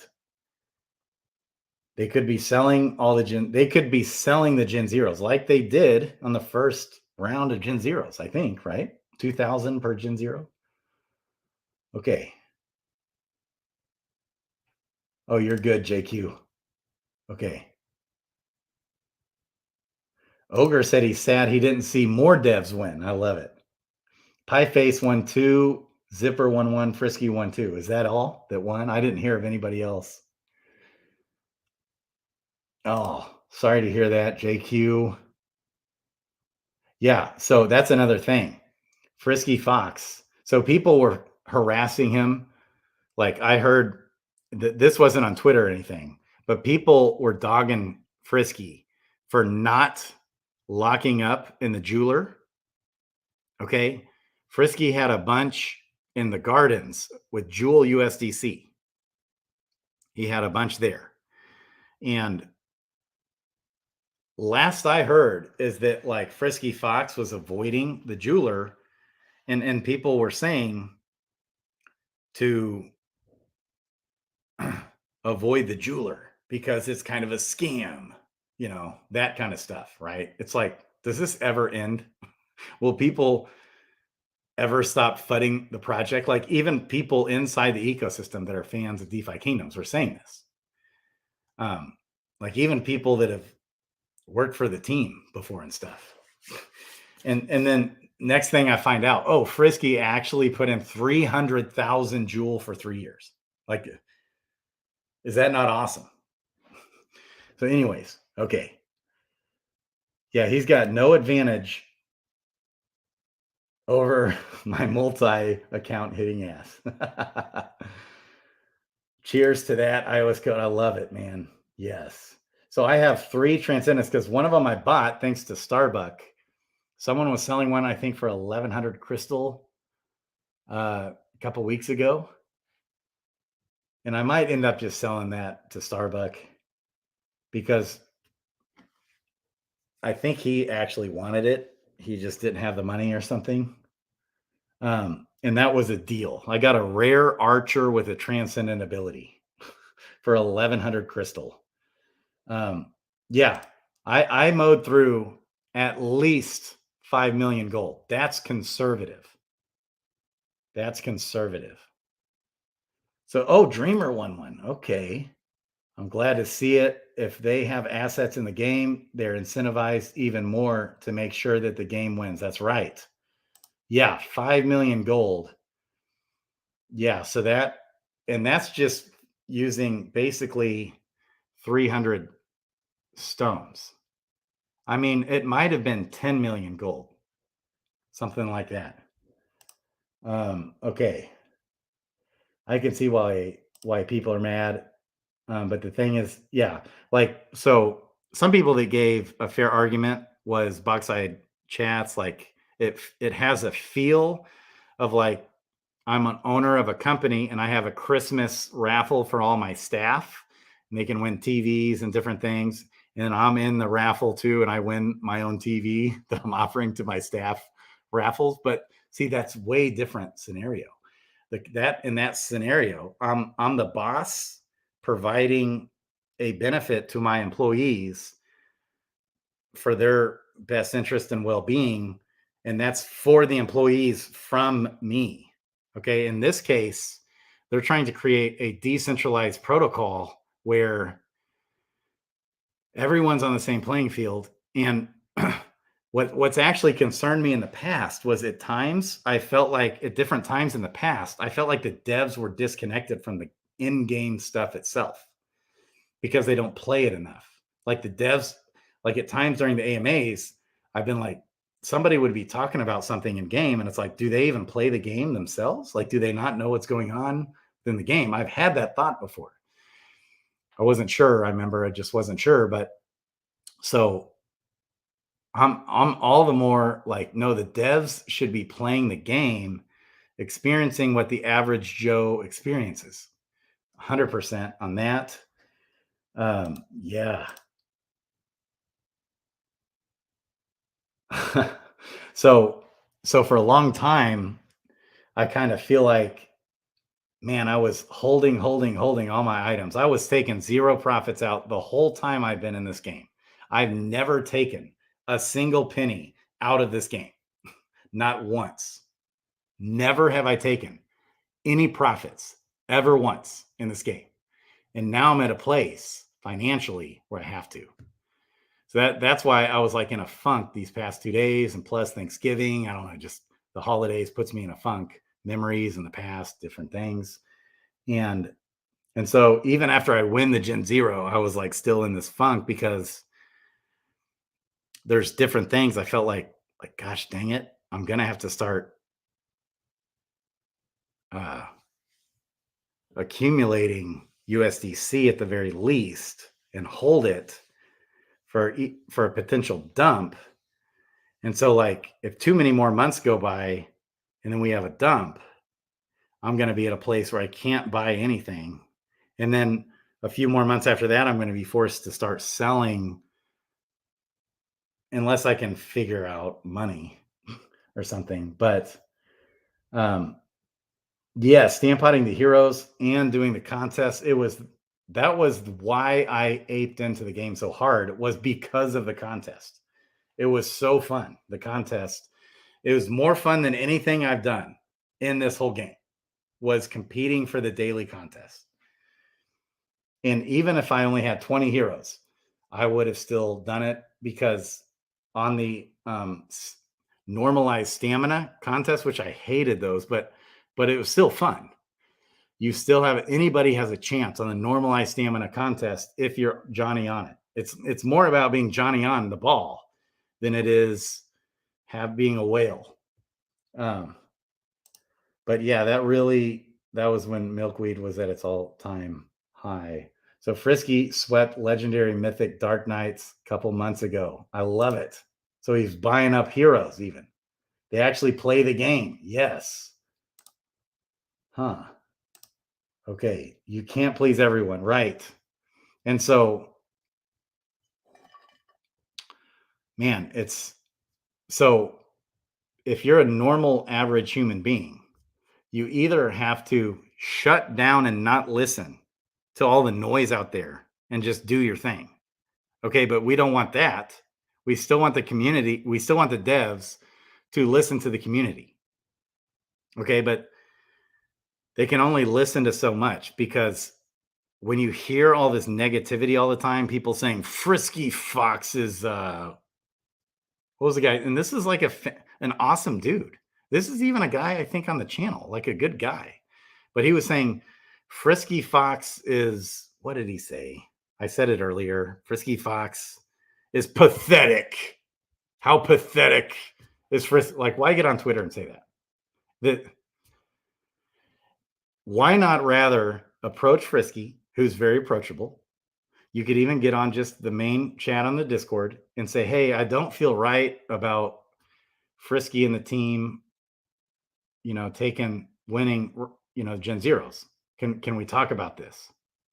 Like, do that on the DeFi Kingdoms Discord, not on Twitter. Also, don't say that on Twitter either. Come on. So go to the Discord and talk to the community about it and be cool. People, be cool. Like, hello. So I'm telling you, when you're so critical of the team, it does not help anyone or anything in the project. It helps nothing. It's not constructive. Like Thinopolis was saying, I'm just trying to help. And I really believe he's just trying to help. But when he's so critical in the way he's being critical, he's not helping anything. You're being toxic, awful person in the community, toxic, bad, get out. It's like cancer. It's not helpful. It's not constructive. It's not doing anything. Now, if you think the project's a scam and that it's going to be a rug pull and you need to sound the alarm bells, I mean, that's kind of where he was at. Like, and so it's not helpful or constructive. I can approach Hubert in a super cool way. He knows that I love him. I talk about how I'm going to set up a shrine to Hubert, and I can sit there and talk to him about how my feelings about the dark summoning not incentivizing crystal and stone usage has, at least in my own mind, caused a breakdown in the whole entire economy in game. And I could have an awesome, constructive, good conversation, and he would listen to me and actually consider it.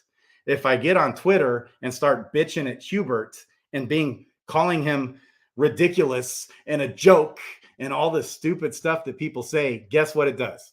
There's some other either you're that stupid to think that's going to actually help something, or you have an ulterior motive. And you think the teams, and you don't believe in the team and the project. You think they're up to no good, or you're trying to get attention for some reason, or be a shill or something. Like, it's one of the two. So it's zero help. And I would put Thinopolis in the category of actually trying to help. Like, in his mind, he's good and was actually, I mean, I'm just believing the best about him, actually wanting to help, sound the alarm bells and get, because he felt like his voice wasn't heard. He wasn't listened to by the team. Okay. And so he just got to the point of just frustration and emotional frustration. A lot of it is just people being emotional, getting on there and bitching. So, but when we do that stuff, it is zero help to anything or anyone. It does not help anything. It's not constructive. If the team, if you think it's a scam, then, and you need to sound the alarm bells, that's different. But when we're doing that and we actually think we're going to help something, like, no, they're human. They can only take so much criticism. And if they're actually empathetic, good people, that I believe they are, okay, the only result that's going to happen is it's going to cause guys like Andre Cronje to leave crypto altogether. And what is Andre Cronje's quote? I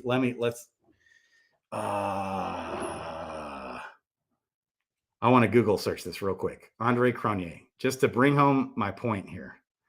Andre Cronje was a guy, and I think he's back on Yearn Finance, by the way. He was one of my favorite devs in the space. And let me show you some of his quotes.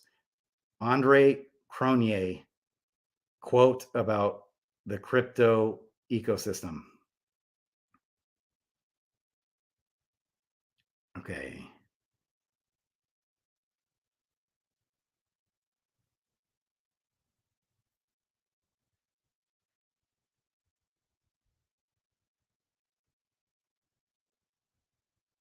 I used to be able to just find it anywhere. And he's a little crazy. Andre Cronje is a little crazy. But he basically said, everyone in the crypto ecosystem is a bunch of spoiled, entitled brats. And I'm done with it. And so he just bounced. That's what it's going to cause Frisky Fox to have a heart attack and want to leave the project, because he's a dude who cares about the community and he wants to do his best to do right. That's how I see the team. He's trying to do his best to listen to feedback and actually, do what's best for everyone in the community. And so when everyone is bitching at him, it doesn't help. They break down, and it actually puts the entire project at risk when people are behaving like that. And it's so toxic and so bad, and it happens so much to DeFi Kingdoms, like more than anything else I've ever seen.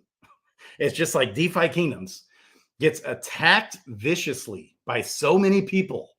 It's just caused me to start this YouTube channel. I mean, it's like fuels me to come to their defense. And so I'm like hypersensitive when people are bitching about the team and this and that, like in the way they do it in a non-constructive kind of way. Oh, okay. I'll get off that. Okay. So it's like, here's the problem. Like with stones, if you hit that awesome mythic hero, which the reason why you're summoning, I'm assuming, is to try to get something good. So if you do hit, you want to have used the stone, right? So that's why I'm like, always use the stone.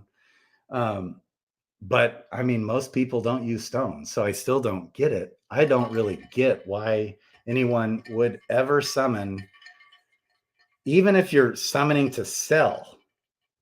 Like, it still doesn't make sense to at least use a lesser chaos stone. But there can't be a ton of profit anymore to summon in order to sell, because we've just gone through this massive summoning event. And so there's a lot more heroes in existence. And so I don't know. I'm still surprised. Last I checked, the hero market, I was expecting to kind of dump. But I don't think it did. Let's look again. So the floor, it's not dumping at all. That's awesome, guys. I love it. That's bullish. That is so bullish to me. That is so bullish. Maybe we are having more people, more new users coming into the game because of some Clayton, some of the things we've talked about, like the number of transactions where people have come in and bought up more heroes. Maybe that's my only explanation to the floor price going up right now. That's encouraging, actually. That's so bullish. Okay. I love this. Also, gold's been USD and stone carvings. Oh, gold, yeah, and stone. Yeah, right. It used to more follow the stone carver. Yeah. I'm probably way behind the chats now. I get on my soapboxes here.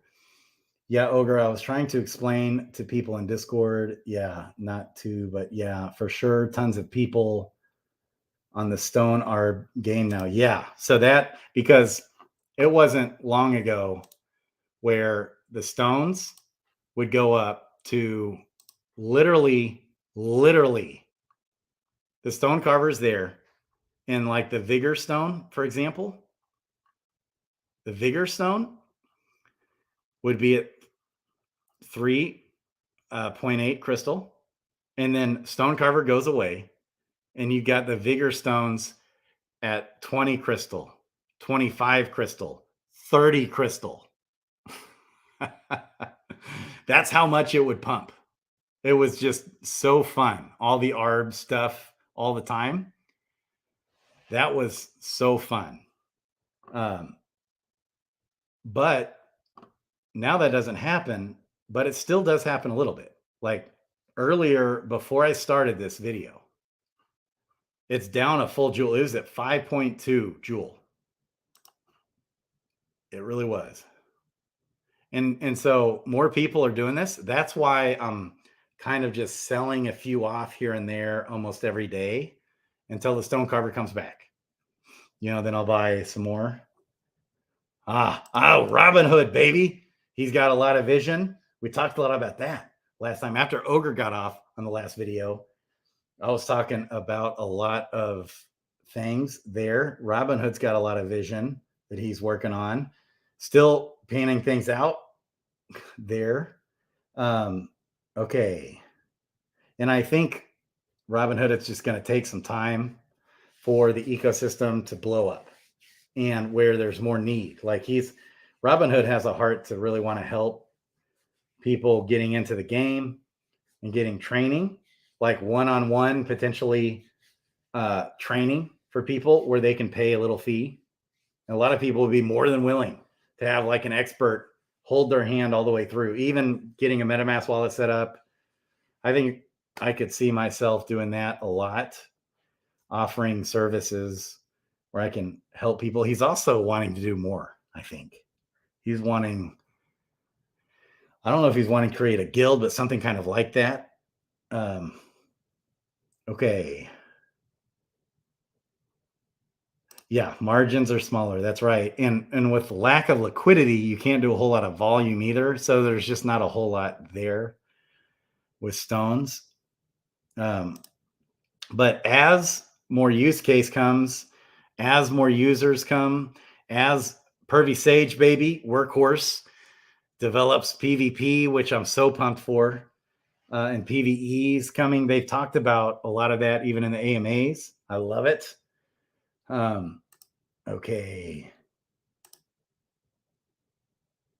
So I'm gonna re-roll all my Gen Zeros. It's a no-brainer, unless they're pure breeds. So don't touch those. But all the rest, I'm gonna re-roll, and that's another thing.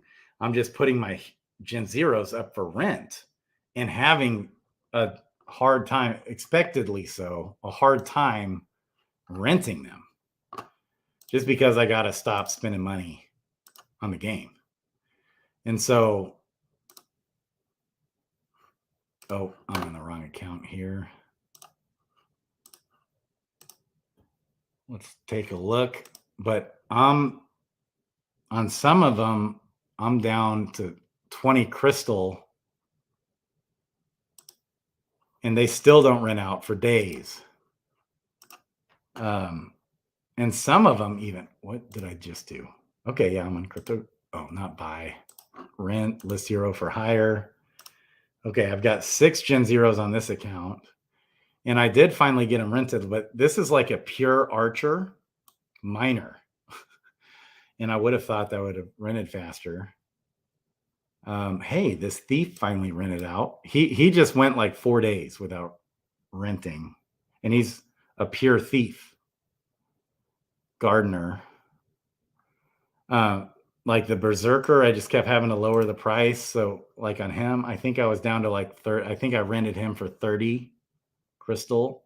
This Archer was listed at 30 crystal for like 4 days and did not rent until it finally did. Even my legendary. So he finally the seer finally rented.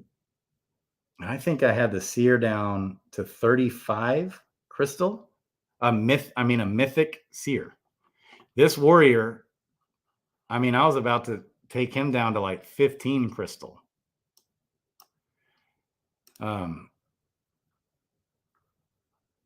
So a big reason also why I was just keeping all my money in and I was doing a lot of summons was I had a lot of anticipation for the dark summoning.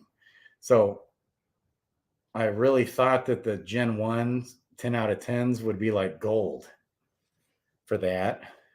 So that was like, stab in the gut a little bit, because I had a lot like lined up ready to go. And I still have, so I don't know, I probably have a good 1,400 heroes. So I just got to like stop dumping so much money in the game. Okay. Yeah, I love it. I don't have a problem with the team playing by the same rules. There are richer people playing the game than the team members. That's right. And Robinhood knows the team, guys. Like, he knows the team, and he's such a believer in the team. He's met them before, and I think knows them. So, okay. I heard Twitter is a wholesome, welcoming community. Okay. People will think if the team refrains, it's a scam, even though they're trying to give common day players the benefit of the doubt. Yeah. Yep. Many jumped the gun and locked for 3 years, forgot there will be S-Jewel and scream scam. Yeah. Okay.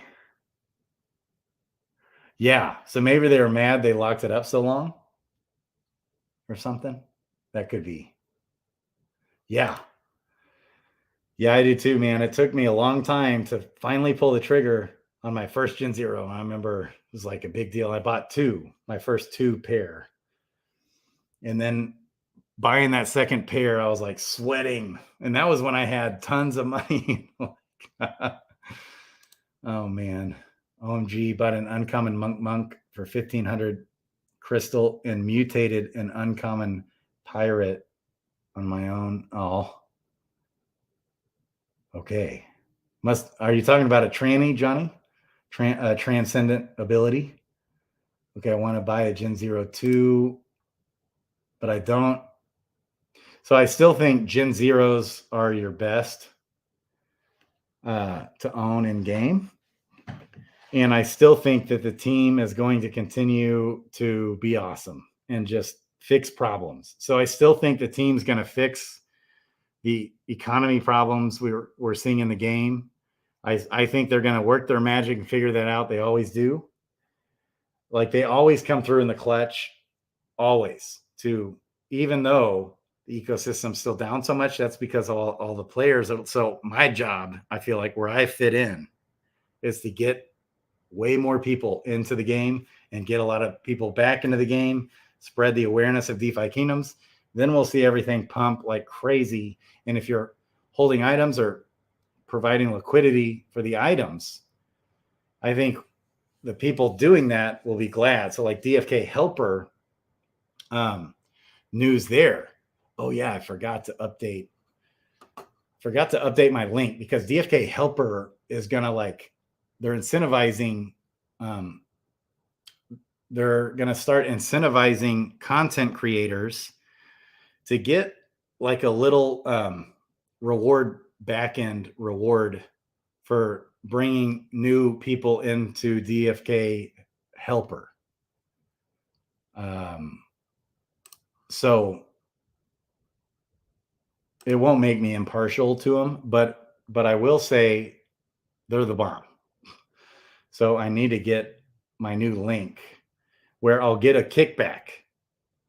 I'll get a kickback if you sign up with them. The big news that happened is you don't have to add to the spreadsheet anymore. You still are going to want to, but you don't have to.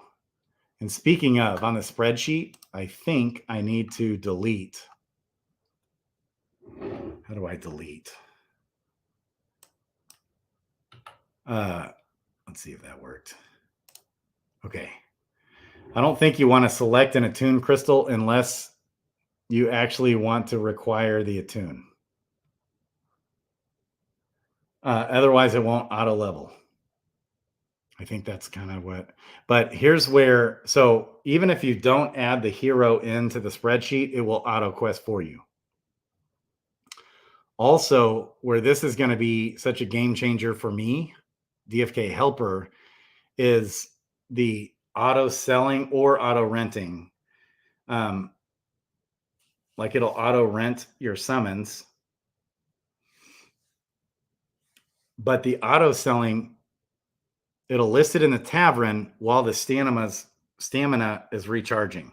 Then when the stamina is full, it'll pull them out of the tavern and quest, and then relist in the tavern. So I was planning on, with the dark summoning, hoping to really reduce the number of heroes that I have. But instead, I'm probably just going to do that and auto sell. And if they don't sell, they don't sell. And I'll keep them questing. So I still need to update the sheet, but I don't even have to update the sheet for them to auto quest. So that's bullish for DFK Helper. Okay.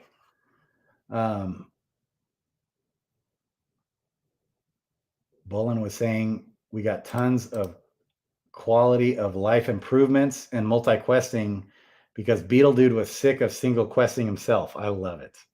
That doesn't happen if they aren't playing the game. That's right. G Rhythm, baby.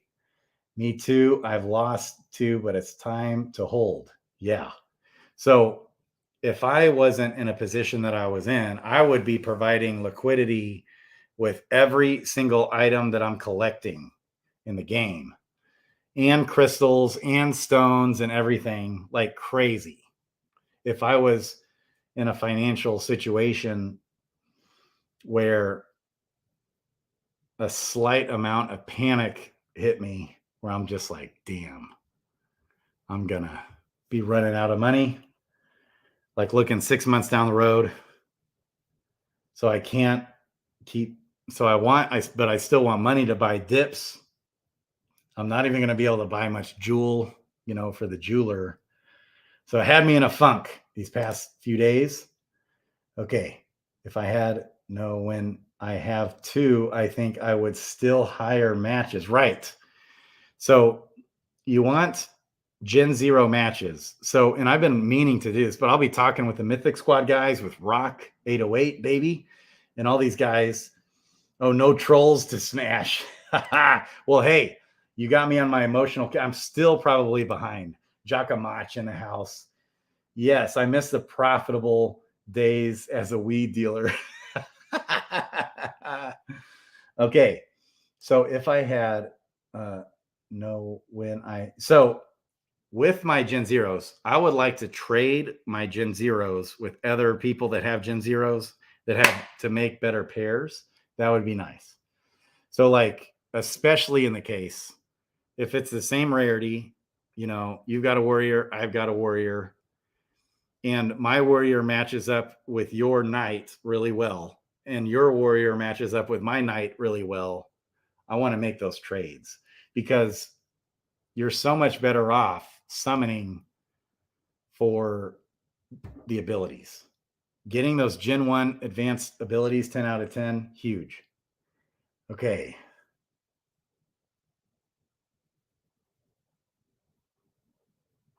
Who said what? I'm so behind, guys. I'm sorry. I get off on my soapboxes. I saw that you can tell those users are salty. Yeah. Sour and salty. The ones that didn't win, but the team won. I know. It sucks not to win. So it especially sucks not to win if you're really invested in trying to win. That's when it really sucks. Like if you really ponied up your money in the game and then you lose, like I really ponied up to buy all these heroes for contest, but you don't see me bitching that they don't bring those back ever, do you? And I put in a lot into the heroes, and it feels like that was a really bad move, thousands and thousands and tens of thousands of dollars I put into crystals and stones, for the heroes. So I'm still holding out hope, though, that it'll come back. Okay, I agree with Grady on this one. Doesn't take a genius to get this need for a marketing department. Someone, who's specialist in talking in AMA. Absolutely. And I think Bolin would thrive. Bolin needs someone to help. Bolin needs like an alpha guy to help him soar, because he's actually really good. Bolin is the bomb. But they need like a Bolin with the right teammate, and really with a team of people for the messaging marketing side is needed for sure. That's, I would say, maybe their biggest need. And we'll see it blast off, just massive, huge, and just a few simple things. It won't take much. And we'll see $100 million market cap for Jewel. Like there's no reason why it's not at least 100 million in my mind. market cap. It's crazy to me that it's such a tiny micro cap coin when you look at all the coins on the coin market cap. Okay. I have Jewel as my top coin to hold, even more than like Bitcoin. But I'm bullish on Bitcoin and Ethereum and Binance coin. All the weird stuff said about CZ too is so weird. Binance is the bomb. But like when you look at some of this stuff, like XRP, it just doesn't. Why is XRP a 20 right now after all the SHIT they've been through, and they're down a zillion %, you know, from the top, whatever, $4. Okay. It's still $20 billion market cap. What does XRP really do for you? Like, why do we need XRP that like Jewel doesn't do? Jewel is a $20 million market cap. This is a 20 billion. This is 100 times larger market cap. 100x, not a 10x, not a 20x, not a 30x, 100x. It's messaging, marketing. Okay. And it's like some weird corruption stuff too. Like, I don't even really want to, like, the team owns 50% of the coins and actually funded their own operations, just selling their coins to themselves and stuff over the whole last 4, 5, 6 years. Just weird to me. I guess it's, you know, it does, like, the protocol is good. And I'm big fan of Ripple taking on the SEC. I hope they win. Still like Ripple, but 20 billion compared to Jewel, that's at 20 million. 0 cents in my brain. Does not make any sense.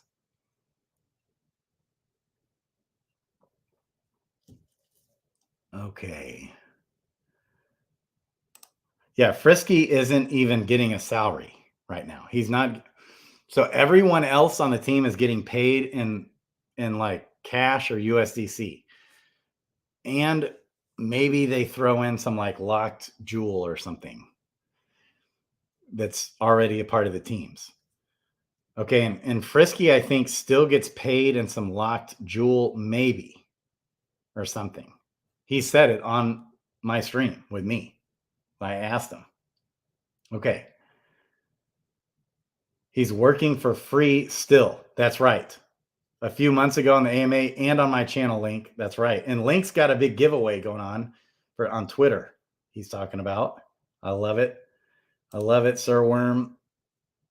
If you have an issue with the team, right, approach in a constructive way, not in a way that where you're just being a douche on there, like bashing the team. Like, what are you doing? What are you doing? People that do that. It's like, ever. Why would you ever do that? People are doing it all the time with CZ. So I got so pissed at a guy, I just like blasted him right there on Twitter. And I thought this guy was the bomb. Hey, Jen Lee. Like, what? He's like a really good guy, I thought. He's like got this vendetta against CZ. It's like, no, he's like the best guy we have in the entire crypto space. CZ. Following the golden rule, always does what's best, always looks out for the best interests of others, even over his own best interests, has all the best stuff, develops the fastest, cheapest fees, everything's the best, everything is always the best with CZ. Not pulling shenanigans, no BS, completely transparent. Like, what else do you want from the guy, people? Like, so all these people, like, just think about it for a second. Like, look at this market cap. Why don't people talk more about Bitcoin or Binance coin? Like, hello, this Binance coin has held up better than any other crypto, better than Bitcoin or anything, period, in this whole time since the tops. Binance coin went from $10 to $700. Okay. And I bought it at 79 cents. It went to $24, then back down to whatever, like $3, $4, $5, $6, $7. Okay, it actually held up best in the last bear market though. And it went, around $10 all the way up to $700. Okay, and it's only down, and it didn't quite hit 700, like 660 or 670 real quickly. Like if you look at the chart, it'll say that the 1 year chart is just gonna say like 627. It was actually like 660, 654. Okay, so why don't, like, hello people, Binance coin? Like it's deflationary. It's awesome. Like he's awesome. So he could have been a greedy bastard and destroyed his own coin, but instead, what did he do with he's now burned something like 90% out of circulation. The circulating supply of Binance coin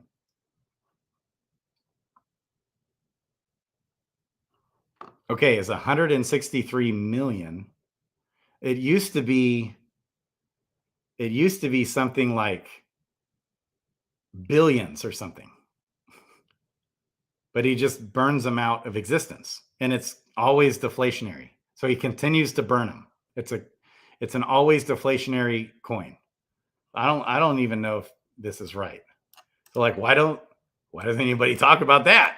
Like, like it's basically on the same level as like an Ethereum. And guess what? You know how all the exchanges, everyone's taken all their money off all the exchanges, right? Everyone's gotten out of all the exchanges except Binance. Binance has actually grown. The amount of Binance since the FTX crap happened, they've grown. That really tells you something. It's like, I couldn't believe it when I heard that. And they're the most transparent of what they're doing. They just hold the assets, and they're the best at holding it too. It's going to be the safest, and you probably won't ever see a hack on, you probably won't see Binance Exchange ever hacked. But if it did, you'd see CZ coming through in the clutch. It's just his history. It's always what he does. He'll do what's right. He won't be a dumbass. He'll be awesome. Everything he does is awesome. Like, how long is it going to take for people to get that? Like, when is the FUD on CZ going to stop? Don't get it. Okay. All the way, baby. But still, I'm more bullish. I'm going to become a Jewel maxi, man. All the Bitcoin max, I'm going to be like, Jewel maxi. I love it. Have you ever played MMO? Yeah, these type of complainers are a normal thing in these types of games. I've been, the main one I was in was Fate and Arena. And that was like, there was nothing to complain to. You couldn't even talk to the team ever. I reached out to them 50 times, and that was like legit FUD. They're just like a rug pull. I mean, that's what they were, is a VC invested rug pull. I wonder what Hubert may contemplate as a solution to the crystal stones issue around dark summoning. I know, right? I don't know if there's anything he can do. I was surprised to hear him say that he thought that dark summoning might be too rewarding on the last AMA. Yeah, building on Phantom. I know, right? So Andre Cronier. I was surprised to hear Hubert actually say that. I was like, man, no, he's just going to see no one's going to dark summon as it is. We're not going to hardly see any dark summons, is my guess. I could be wrong, but it just doesn't make sense to me. You'd be better off selling your heroes than dark summoning them usually. Now, it made a little more sense with the Gen Zero raffles and stuff, extra benefit there. But okay. Yeah, Frisky doesn't take a salary. We have lost our salaries in this man. Yeah, he does not take a salary. I know that for sure. Yeah, we're all a little crazy. That is true. Like emotional. Now, sometimes people just get overly emotional and you say something like on Twitter that, and I get pissed. Like I get angry. And when I get really angry, it's like you don't want to. I'm like a pit bull and I'll bite down because it's so logically based. It's emotional, but I'm so logical and it's like justice driven where I'm like the Incredible Hulk. Like I'm not scared of much in this world except myself. I scare myself with how intense I can be, um, which is really rare. It can be good, like it when it's, and so I just try to use it, get that intense when it's for something good. But, anyways, yeah, we can all get a little crazy. That's right. Amen to that, brother. A toxic community can kill a project. Yeah, I mean that's what happened. This is what happened to DeFi Kingdoms, and it's got to stop. We got to stop it. It's toxic. It even makes your hardcore people like start being skeptical in their back of their mind, and they're like second guessing everything the team's doing and thinking ulterior motives. I hear this from the top of the people in this community. Still, they think even people on staff, okay, who are super skeptical of the team, and they think they're being selfish. That's where I heard. See, I'm just going to follow what Frisky's doing. He's not in the jeweler. I'm just because the jeweler's a scam. They're just doing that to pad their own pockets, and they're going to change and da da da da da da da. All this stuff, okay, from people deep into the game are actually saying that. And then you find out. Next thing I find out, wait, no, Frisky put in 300,000 jewel into the jeweler. So that was wrong. And then they're always wrong. So accusation wrong, accusation wrong, accusation wrong, accusation wrong, accusation wrong, and then accusation. Oh, maybe there's a little bit of a truth to it. Okay. And so it's like all the BS is like 98, 99% absolute BS. And then this time, and then the people hang on that 2% where they were right. It's like they don't even own all this stupid SHIT they've said. And so we've had this entire ecosystem of DeFi Kingdoms depart because of this kind of toxicity. And there's a way to combat that the team doesn't do very well. Even though they do their best. I mean, at least they're doing weekly AMAs. That's still better than anything else you'll ever see in the entire crypto space, period. That I have ever seen, except maybe Sandbox, right? Because according to Rock 808, I love it. I love it. So, yes, we need to organize some sort of SM support team. That right. And that's kind of what the Knights are, sort of, maybe. But I think the Knights are actually paid, maybe. The Knights get paid something too for like, and they're actually like on the clock, off the clock type stuff. Okay. Do it right, though. Yeah. Where we respect legitimate gripes. That's right. So you still have to be able to listen to community. But what most everything else on earth does is you hear countless crap. Okay. It's all BS. People just fudding you and criticizing you and saying, this guy's a joke and dang, dang, dar, dar, dar. People saying all this stupid crap that they say. And so they just shut it out.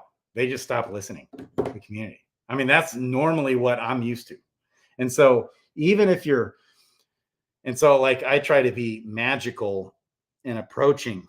Okay. But like with Eight Arena, for example, there was no possible way to have any contact with the actual team. Impossible. Even with the magic that I can work to be super cool and supportive and think the best and and work your magic in, couldn't do it. And that's because they literally had millions of people bitching at them. They just shut them all down. A bunch of stupid crap too so once it was time, once I was really ready to like sit them down with some actual solutions and be cool with the level head, too late. Too late. And the project's basically still going. It's still the most fun game on crypto, but you literally don't make any money, playing. So because the coin is just absolutely worthless. 99.9999999% down. No surprise, actually. Okay.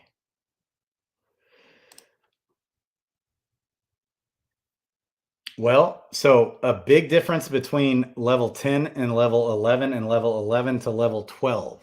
So if you look at the tavern, okay, it used to be just try to get into level 10, but now that's a moving target, you see.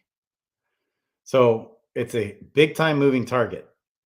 So when you get to level 10, look at the floor, is 105 now, that's all. But when you get to level 11, 149. But when you get to level 12, 395, 399 goes up fast. 441. Those are perilous journeys too. That's not a bad deal. Those PJs, baby. Okay, and then it's hard to even get anything above that. Yeah, now you're stuck here. Did someone buy up?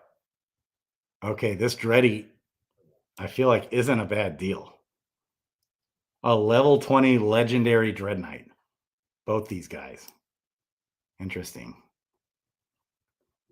Okay. I mean, I would love to own that. I would be all over that if I had the money. Okay. So, and that's another thing, man. It's like frustrating. You're better off. So I wouldn't mind selling some heroes to buy that, right? Because I did a lot of summoning.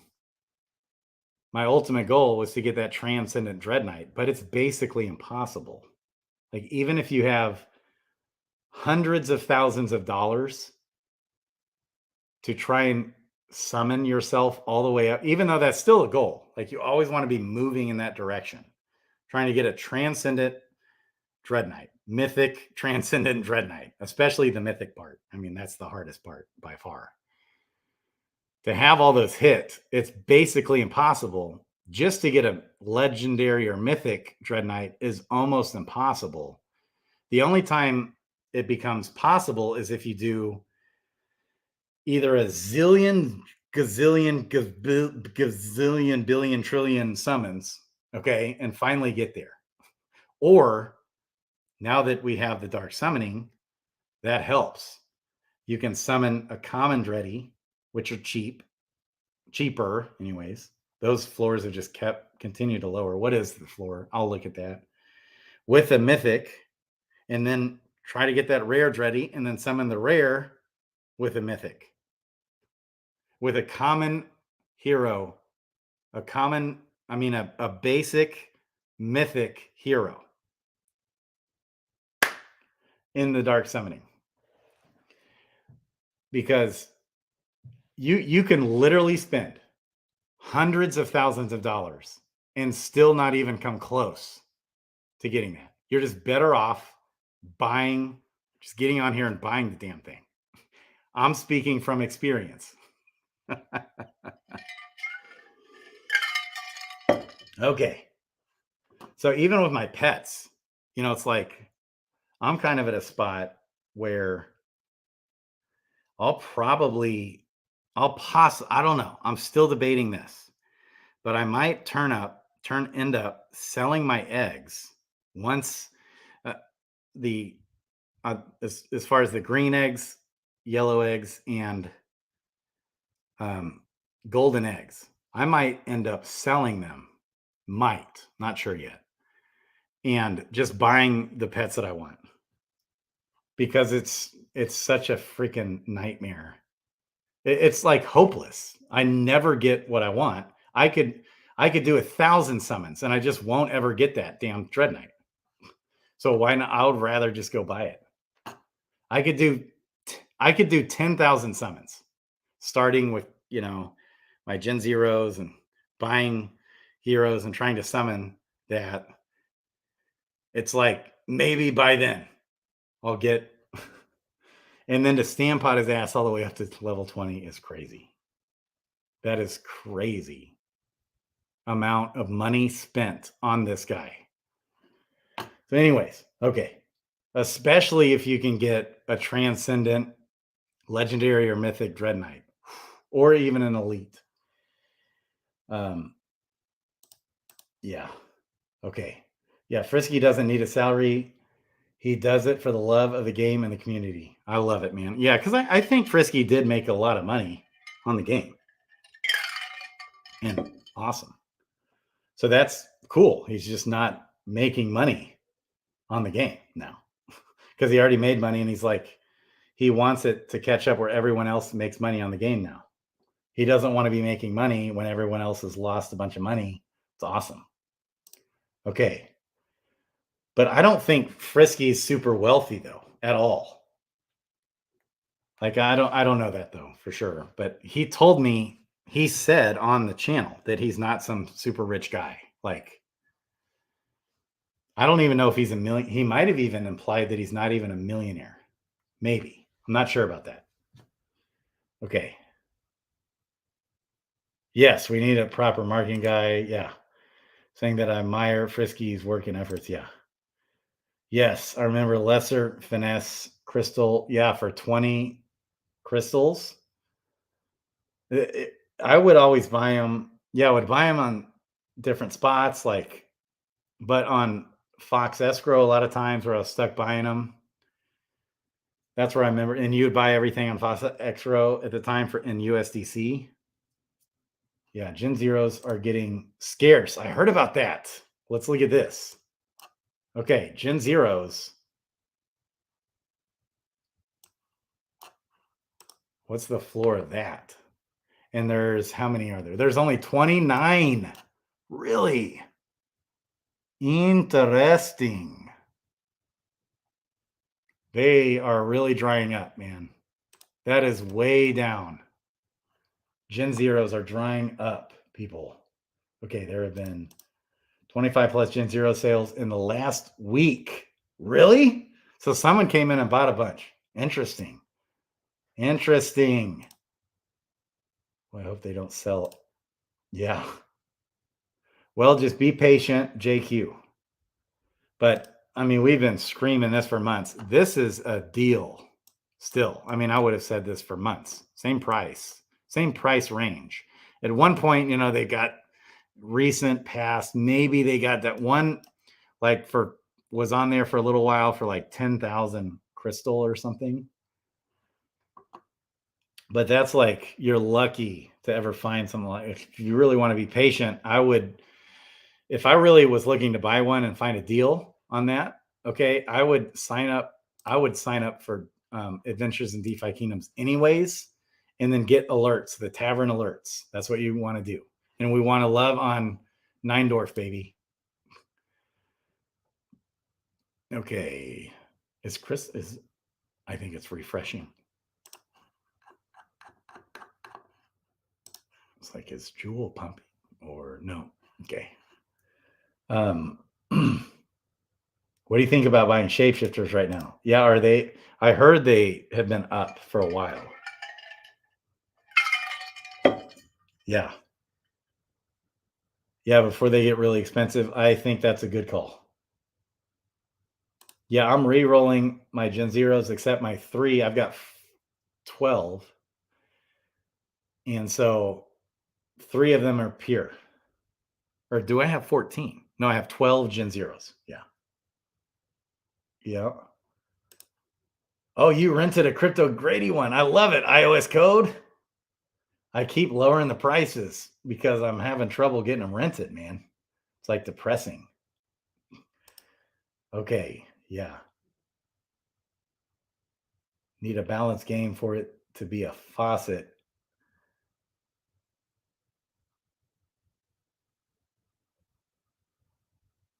Yeah, I mean, for months and months and months, I was just constantly just putting more money into the game. I was never took a dime out. In the LPs, I had a lot in the LPs, but it still wasn't even enough. That's crazy. But usually with the LPs, I would compound them. And so I just found myself, like, in my mind, it was my way of dollar cost averaging more and more into the game and the whole ecosystem. And so for months, I never took, and I still to this day haven't taken out a dime.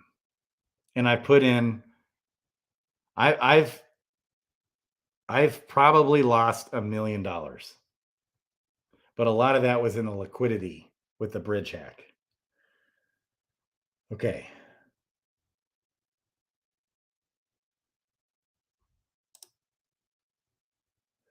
Yeah, man.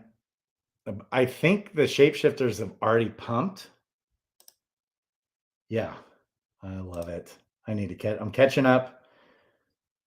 I have my fees. I don't care if they are up for a few days. Someone's Gen 0 will match it for some cool mutations and they'll hire it eventually. Yeah. But the longer that it doesn't get hired, like, the more you might be shooting yourself in the foot. Because if you go a week without that thing being hired, well, then you could have summoned that 2 or 3 times in that time period and, for less money and made more money by charging less money, if that makes sense. You never want your Gen Zeros sitting out there for longer than 3 or 4 days. If that happens, you got to lower your price because you're being like counterproductive at that point, I would say. Okay.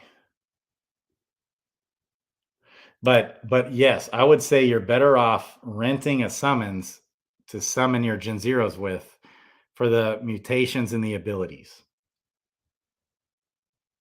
And that's what I was doing. It would be better. It's better to spend your money to try and get those mutations than have Gen 1s without the mutations. It's just better to do that, I would say. And it's going to be a lot better. It's going to be I think that's going to be a pretty substantial difference. So it's worth spending a 30 jewel fee or something. And if it's like a really awesome mutation, like I've spent as much as 100 crystal that has like a mythic hero where the subclass and all 4 mutations, but then they kept raising their price. And so I just stopped using it. It's like this perfect match. I need to reach out to somebody like that and try and trade. Okay. Most important lesson that Grady didn't learn from Luna: take profits. So I took $1 million of profits in Luna, and had it in UST. And over the years, I've taken easily $1 million in profits. Yeah. But in this game, so one thing I'm just so stubborn not to do is sell when it's low. So I'm like wired to never sell when it's low, unless I want to get out of the project. It's like, get out of here. But now recently I've had to do all that just to get out a lot of the ecosystems and clean up my portfolios. But so as I've seen DeFi Kingdoms crash, I'm just like, nope, not going to sell, not going to sell, not going to sell, not going to sell. Wish I would have held more tiers and runes because I knew that it was going to pump. We talked about it on the channel. Runes and tiers will be pumping over the next, it might take a little while, for the tiers to shake out, but we're going to see tiers go way up. If you've been following my channel for the last 3 months or so, You've definitely heard me say that, and especially like right when he announced that, I was. But then it kind of hit me as like it'll probably take 3 or 4 months before we really see the tiers pump. I wish I would have held them longer. Yeah.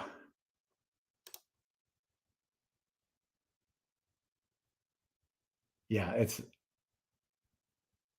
except if you have a pure hero. Yes, that's right. Hmm. Yes, if you have a pure hero, you can still re-roll the visuals and stuff, I guess. That's probably worth it. I think they still give you like a little incentive. So to re-roll them, also you just get a bunch of stuff from, and you start over on the summons too. It's awesome.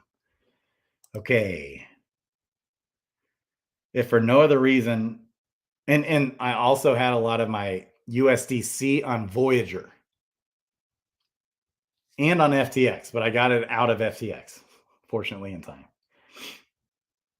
Uh, if for no other reason than to cover your taxes, right? So I was just had it all there, baby.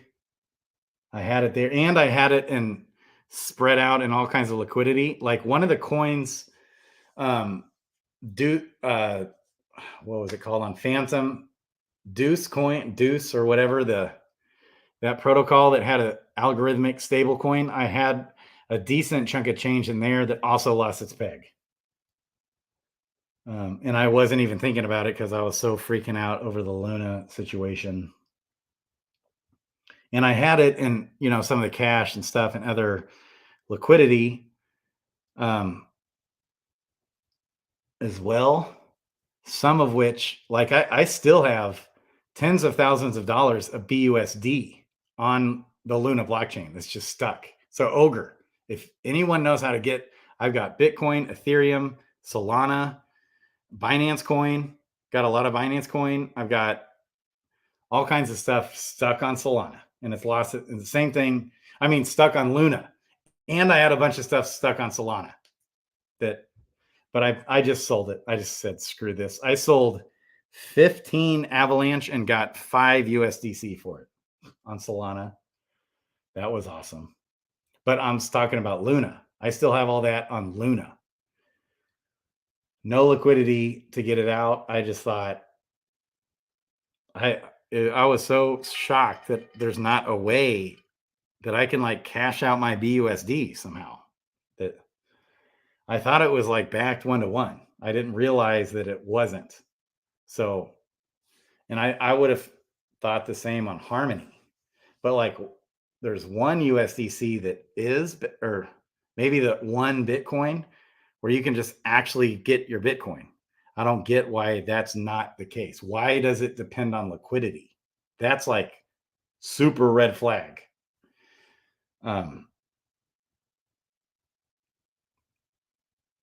So that like why on earth wasn't all the USDC on the Harmony blockchain backed by actual USDC?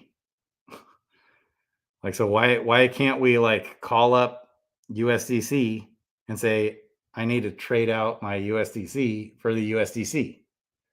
Like, shouldn't a coin on any blockchain should be fully backed 1-to-1? So if I have Binance coin on Luna, which I have tons of Binance coins still on Luna, I should just be able to like call up CZ, and maybe there is a way to call up Binance or something, just like you can with Tether. Like with Tether, you can actually go direct to Tether and get your, there's a way to do that with one BTC, but not with the Bitcoin that DeFi Kingdoms was using. So that was like, oh, so that's one of my questions I actually had for Frisky Fox when he came on, but didn't get to it. But I'll be asking like Dreamer, I'll be talking about that with Dreamer. Like right now, if the Synapse bridge or something was hacked, would USDC lose its peg on the DFK chain? That's a potential risk. Okay, referral code for DFK Helper. Let me get that to you. I should have already put it out there. Let me see. Hang on here. I think I got to go, and I haven't like set it up yet. I don't think.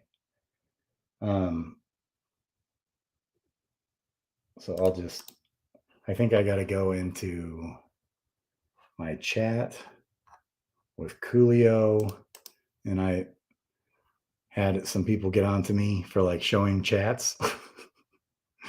Okay. So I need to get this anyways. Coolio, baby. DFK Helper is given kickbacks, baby. Okay, just right click on the server, invite people, and then change it to never expire. Okay, cool. I can do that. That is so cool. So I'll be doing more videos on Helper and also comparing the pros and cons with Helper versus like Waifu. And Zellies is gonna be in Miami too, by the way. I'm so pumped for that. And so I've got some things to talk to him about Helper. I don't know if Coolio is going to be there, but Zellies will be there. Okay.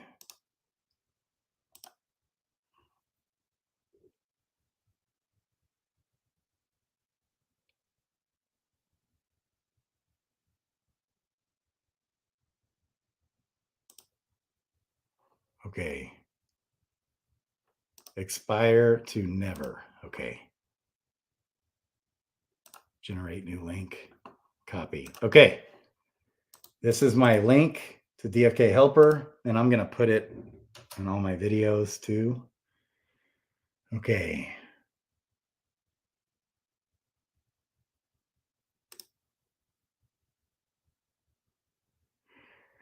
I think they're waiting for introduction, new features before any major economic changes. The changes will cause major shift by themselves.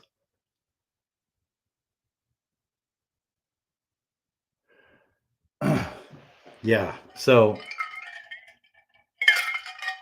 Hubert, I love it that he expressed an urgency. One thing that Hubert did on the last AMA was he expressed an urgency to get a use case and more use cases and use cases for the items that have zero use case right now on Crystalvale. I loved hearing that on the last AMA. Okay. Be careful. I need this. Yes.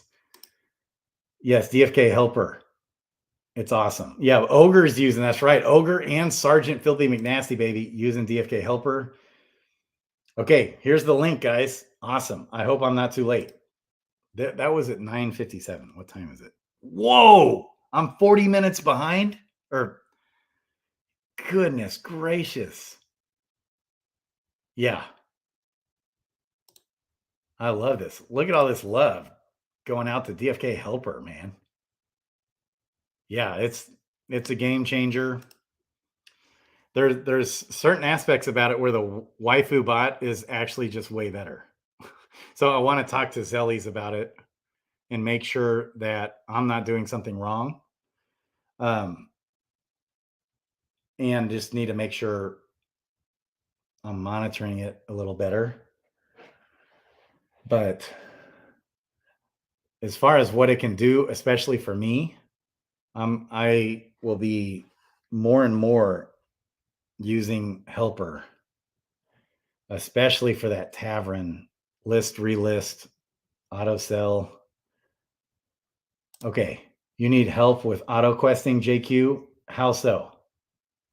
So we can talk. I'll do more content on the best botting. So it pretty much, I'm not even sure what Difky's doing with Innopolis. I don't know if he's like left a project. I haven't heard a peep out of him for a while now. I almost think maybe he's checking out. I know that Difky was the bomb though. So Difky was awesome. It's basically like Helper though, DFK Helper. And so I think there's pros and cons to both, but I don't know if Thinopolis is even still around. I haven't heard a single thing about Difky in a while. Like, is anybody on here using Difky still? Like, what happened to Thinopolis? Maybe he just quietly bowed out and left the project or something. Okay, I can use DFK Helper to create liquidity. Yes, that's another thing. It'll auto create liquidity. It does. I've talked a lot about it on previous shows, but I'll do one more focused on Helper. I'm trying to catch up. Don't use advanced features, although I should. Could benefit. Right. Okay, Ogre, be forewarned. DFK Helper requires you to give up the seed phrase for your account if they have a legit US-based business in Illinois and totally doxed. So I view it similar to custody in a trusted bank, right? Because I very much trust them. Okay, so do they act? Okay, so the seed phrase, though, I don't think they actually hold your seed phrase, though, Ogre. I think it's on that weird program that you install that's like a mixer where they can't actually ever access your seed phrase. Or maybe I'm wrong. Maybe someone could break into their computer and get your seed phrase. I don't know. Yeah, their security is great. I wouldn't have my heroes there if I didn't believe in them. Yes, I love it. Okay. Never want to miss another 7-hour stream. You never know when Grady is breaking his own record. I love it. It's crazy. This one definitely will not be 7 hour. I'm trying to wrap up here. Okay. I always forget if you provide liquidity like blue. Nope. No, I got out of liquidity a while back because I was just running out of money and I bought those couple Gen Zeros. And I just never got back in because I don't have the money to be doing it. If I were doing it, I'd be doing it with gold and items.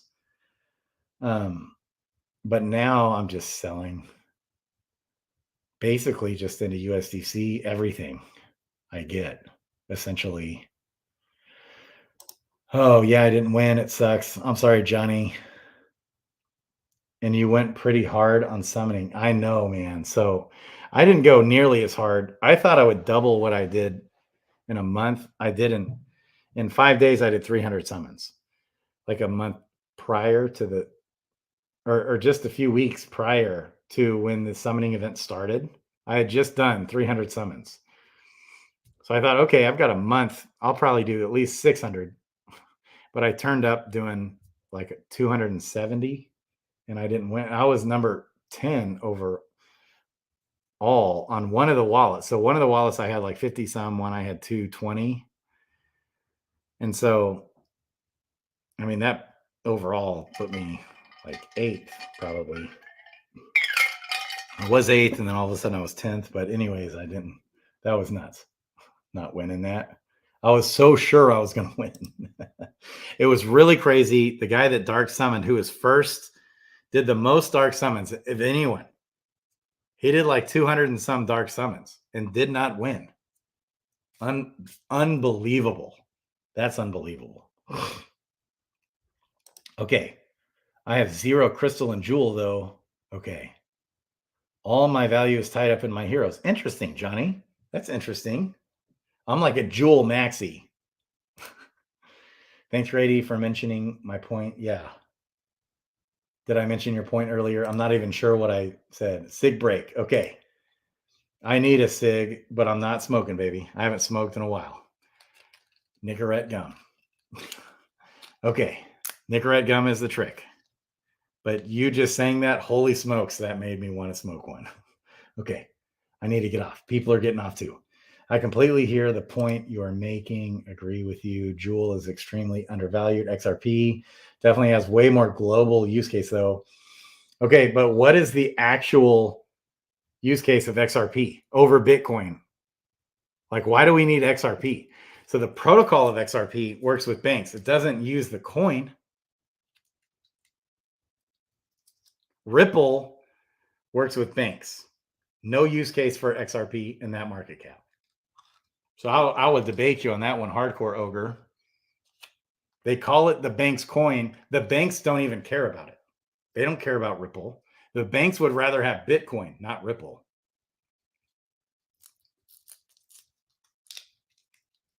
Yeah. disagree on that one. I'm not against Ripple. I just had sold. I had a bunch. I got out of it though. Okay. Win Ogre again. Yes. Yeah, Jewel is an ex-BNB. I love it, man. That's right. Jewel Maxi. BNB against ETH has been one of the strongest performers consistently. I mean, so Bitcoin's top was 69,600. Now it's at 16,000. So Bitcoin would have to, what, 4x? Okay, 15. Yeah, more than 4x, like 4.3x or something to hit its all-time high. Binance Coin just has to 2x. Binance Coin has held way up, way better. Okay, Ethereum's at 1,200. Its all-time high almost hit 5,000, right? Or did it get over 5,000? Did it ever get over 5,000? Around $5,000. Okay, so Ethereum has to at least 4x. It's over 4x to get to its all-time high. Binance Coin 2x, 2.2x. By far, it's held up the best. I mean, there's not a single crypto that's held up as good as Binance Coin. With governments against it, everyone's always against it. Everyone's always hating on them. Why? And then, so it's like,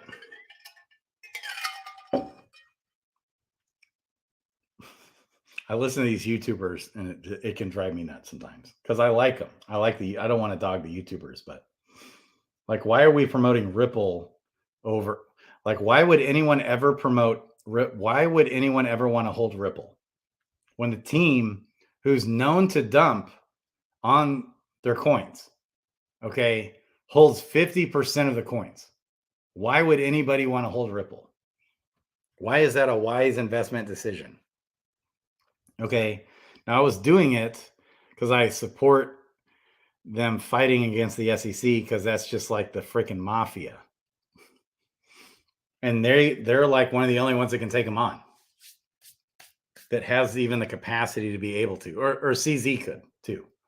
And CZ would. That's why I love them. Okay, yeah, there's been more Dread Knights with Dark Summoning, but lost a lot of Sages and Dragoons. What is the net loss gain of Sages and Dragoons, though? Because I'm sure we've added a bunch too. I'm guessing, right? And we definitely lost a bunch of Dread Knights. So I know one guy that did 9 Dread Knight summons in Dark Summoning. Okay, and did not hit a single Dread Knight.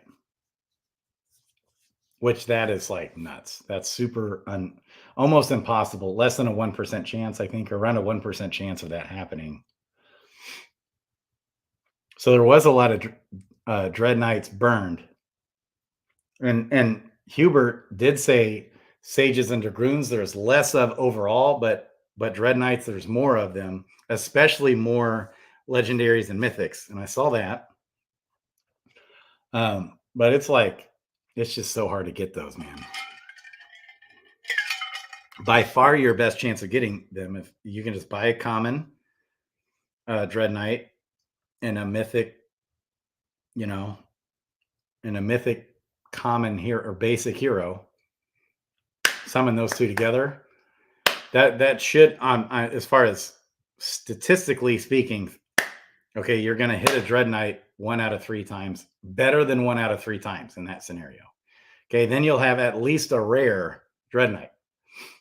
Okay, so, and you summon that rare Dread Knight with another basic mythic hero 3 times. You've got a better, you've got a 37.5% chance to hit a Dread Knight, and then you'll have a legendary.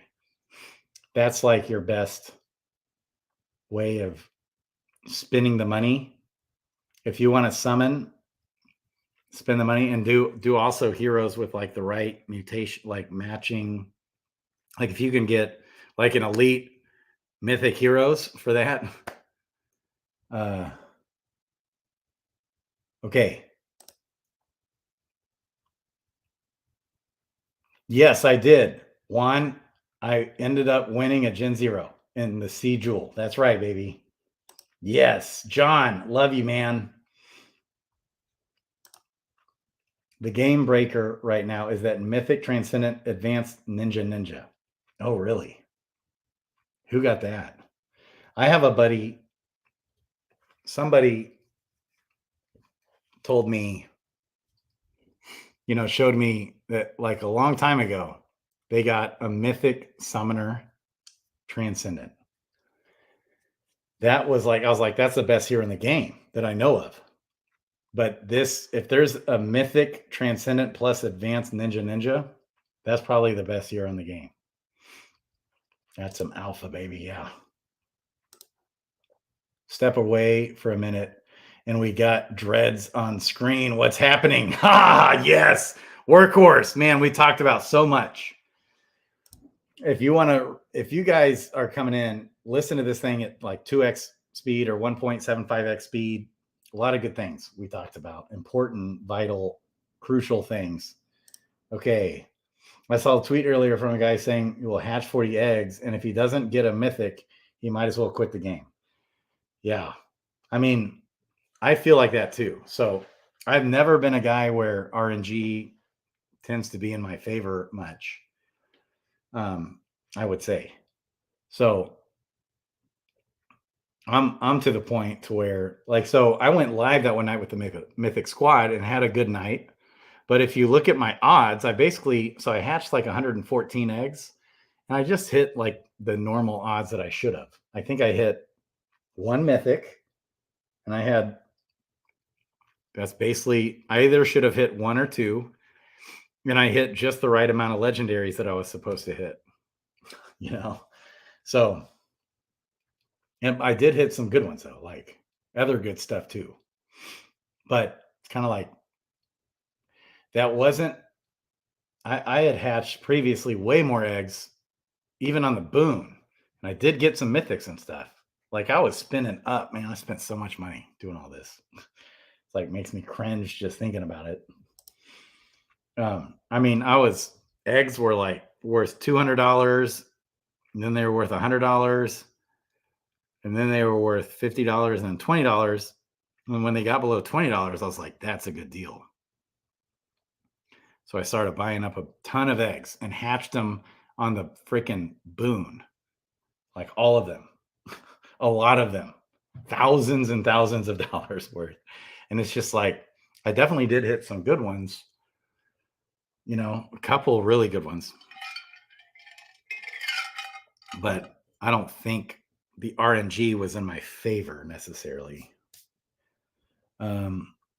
So speaking from someone who's like really put in a lot of money, just buy what you want. You're probably best off just doing that. Okay.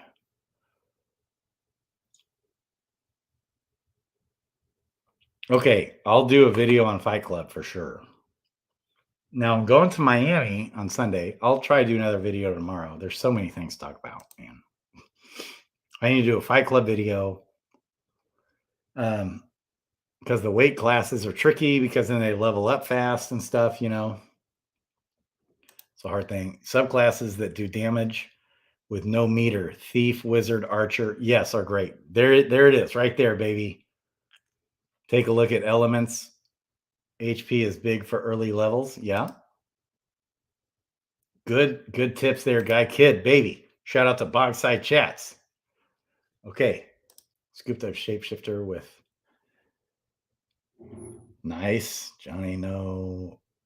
You visual D-Gen. I love it. Okay. I'm balanced. I appreciate visual, certainly, but I factor genetics and coupling as well.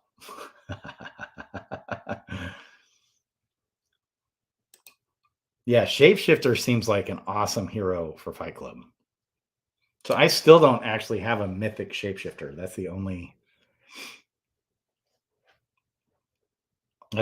advanced class and down mythic that I don't have, I think. The downside, yeah, he's common. That's always, hey, workhorse, yeah.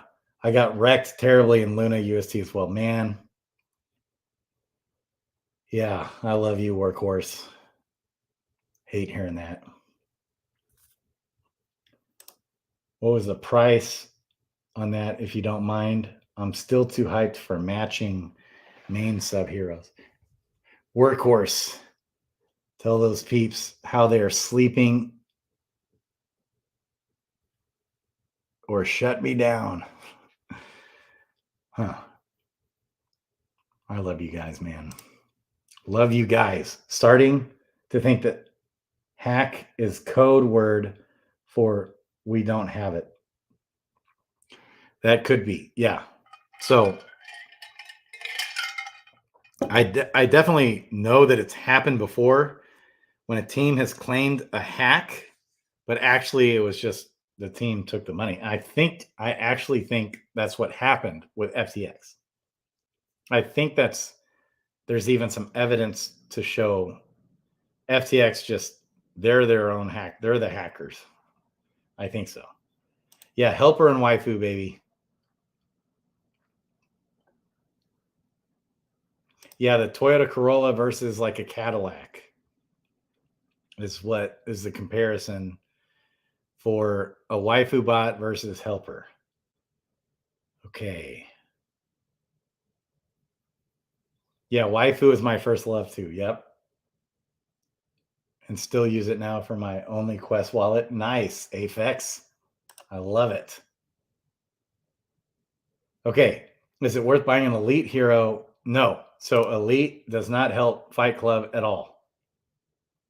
So the abilities are not factored, but I think he's looking at that. He might be working on that. So Tylus is always working, like workhorse, baby. Like these devs, man, I love them. Born to Die, 007. These guys are just amazing.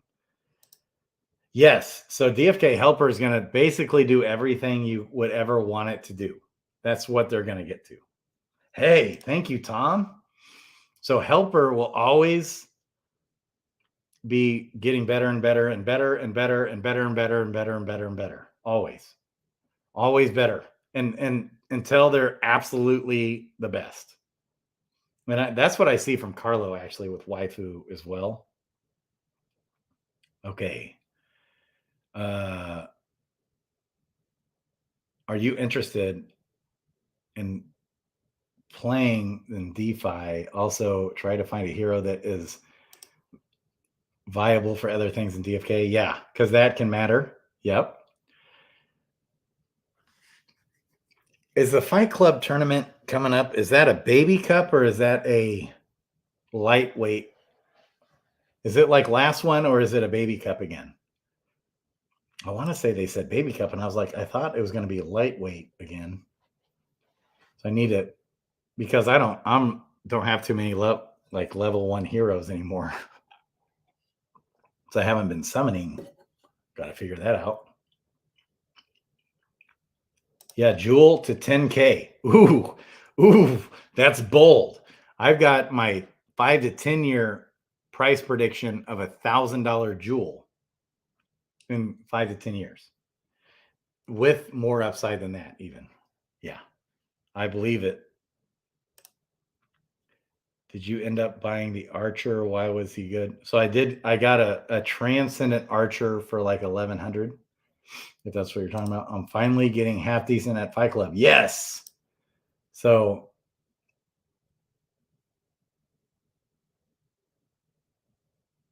I know I want the smoke, but I'm not going to.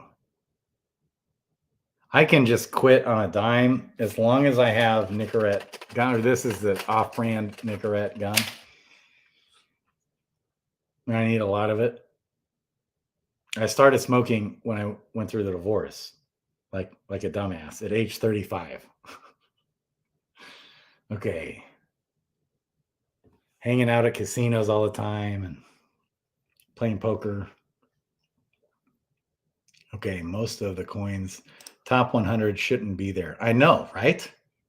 It's like insane. Whereas Jewel is like 700 and something. Like, what in the heck? So, yeah, on the last cycle in 2017, like Ripple was the number one performer, I think. It was like amazing. But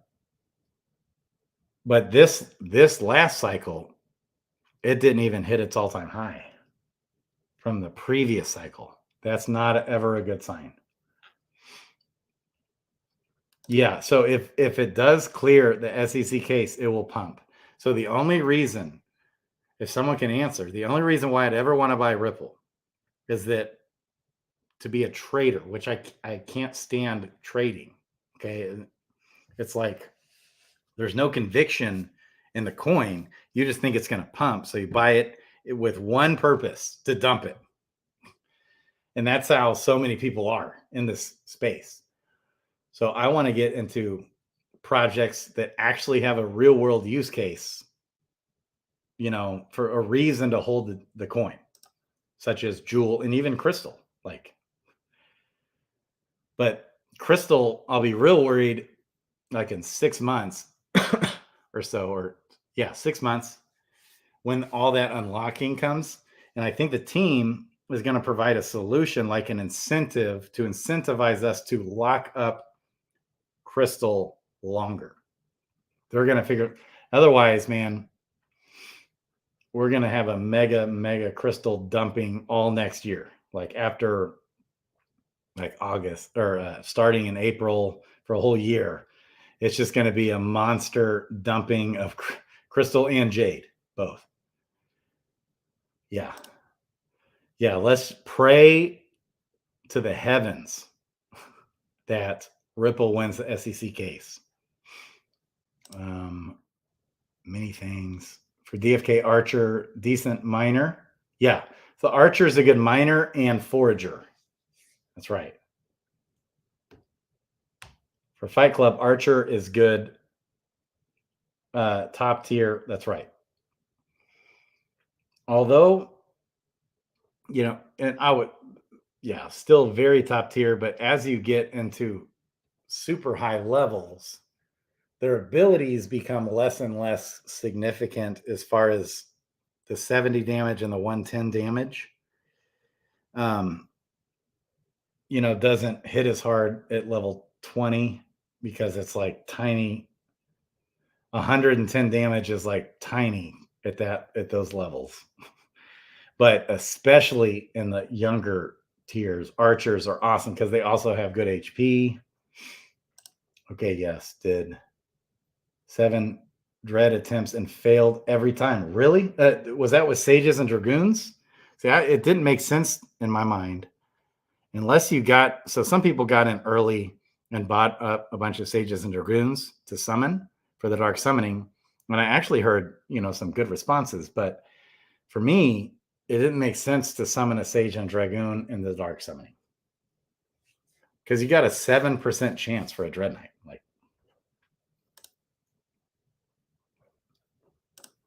okay. Yeah, Okul. Mythic Ninja. Yeah, Okul's got a level 20 monk on Fight Club. Man, I'll tell you what, he smoked me. I had beaten him. I beaten that team, but it was close. Like, ooh, had me sweating. But he smoked me last night because now the AI will just predict whatever it is you're going to do. So you're kind of like stuck doing mostly fierce attacks. Maybe you'll get an interrupt in, but probably not. So you don't even want to do. You just, where it's predictable is you just know it's about to, when it's about to switch. So I can do the backstab. Okay. Yeah, baby. So I did buy with my items today. I've been buying some clay and going in actually to the clay crystal pool because I've just been I generally just been dumping my crystal. But I kind of felt like today is like maybe it's kind of bottomed out. I'm surprised it didn't go down lower. Crystal. It's kind of holding up pretty good. So the clay crystal pool, you know, isn't a bad move. I think it's 80 some percent. The clay jewel pool also, but that's only like 40 some percent. So I was going to do that pool, but I'm just kind of putting most of my jewel in with USDC right now. And in case the market really dumps. And so then I was like, yeah, I'll go ahead and just, in case the market dumps, I'll just put a little bit of crystal and clay in and add to that a little bit with item selling and stuff. Okay, baby cup and heavy. So it is a straight up baby cup. Okay, thank you, Aphex. Yeah, we're doing 2 tourneys, baby cup and heavyweight. That's right. And the heavyweight, I think it's 13 max. So you can use, so it's actually not technically heavyweight because you can use 3 level 13 heroes. Unless maybe they changed that too. They might have made up their mind to change it and just do straight heavyweight. That's possible. But I think last I heard, I was on with Boxeye Chats, awesome time with them the other day, like a few days ago.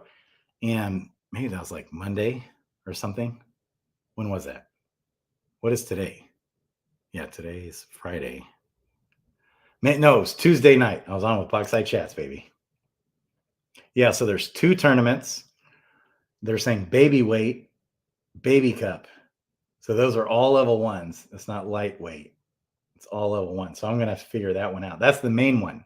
Then also, and they're not expecting as many in the heavyweight, which I think isn't technically heavyweight. I think it's all level 13 max, and you can do all level 13s. And that's like 100 jewel entry or 100 crystal entry. Whereas the baby cup is just like your 15 or 20. Maybe it's a 20 or maybe even a 25 crystal entry, something like that. Cheap. Don't worry. Just join even if you're not good at the game. There's like on the baby cup, just join. It's a no-brainer. You're just helping, and you get a raffle ticket. I'm giving away another Gen Zero summon. Going to do that, baby. I love it. Yeah, level 13 cap for the heavyweight. And I think all 3 of them, what Franz said, all 3 of them can be that.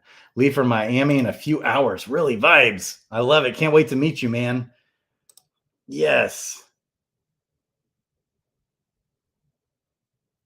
I might get a small bag to pool before. Yes. A little bit of Clayton. You don't want to smoke. Means you don't want to battle me. Oh, because I will smoke you. I love you too. I'm guessing in Miami, I'll probably have some smokes.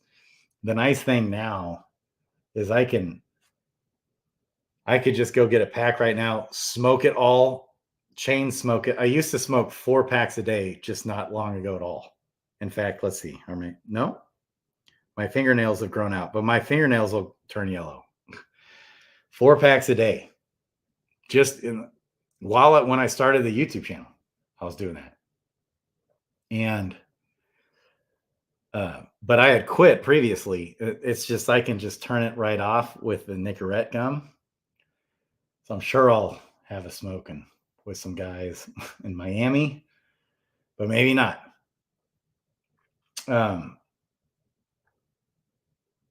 But I've been more disciplined. So I was like once a month, I'd go buy a few packs and splurge like a few days, and then just like for 1 weekend a month type thing. I was doing that a little bit, and then I would take the whole rest of the month off and not smoke as long as I've got the gum. Okay. It's unbelievable how well the gum works. Like I didn't ever think it would matter. I got to where I can't believe I'm actually addicted to some. I've never been addicted to anything really like that. I don't normally like have an addictive personality. I am manic, but not addictive, if that makes sense. But with smoking, man, I got to where I just thought it was going to be impossible to quit until patches helped too. But the gum is better. Okay, I want to do a video deeper dive on into leveling. Yeah, Zabu's leveling strat is focusing on mana. So he's doing the mana and HP. So wisdom, intelligence, and vitality, which is interesting.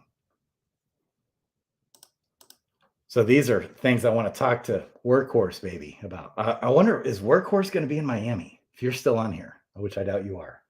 Golly. Last time I looked, it was 2 hours and 45 minutes. I just looked again. It's 3 hours and 14 minutes. Time warp. Okay. I did small profits, not enough though, just accumulating. I mean, I had sold all of my Cardano right at the top.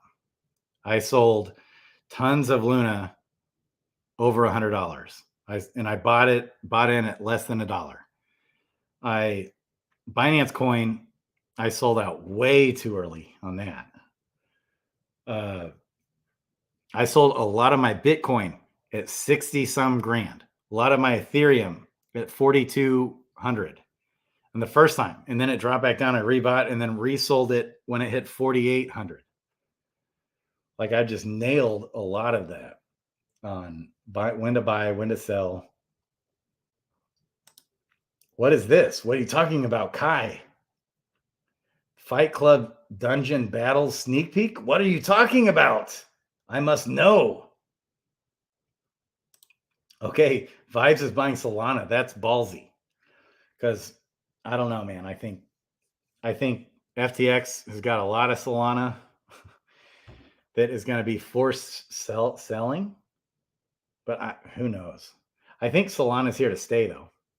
I don't trust the project very much, but I do think it's good tech. It probably, it'll probably be here, but I don't know. I'm all the way out of Solana and the ecosystem and everything. Yeah. I don't really, my buy price for Solana was $1 because, the people that first bought Solana was at like a penny. It's like, or something stupid low. Like the initial VCs, not normal Joes like you and me couldn't get it. So I hate all that. Hate it. When that kind of stuff turns me off so much.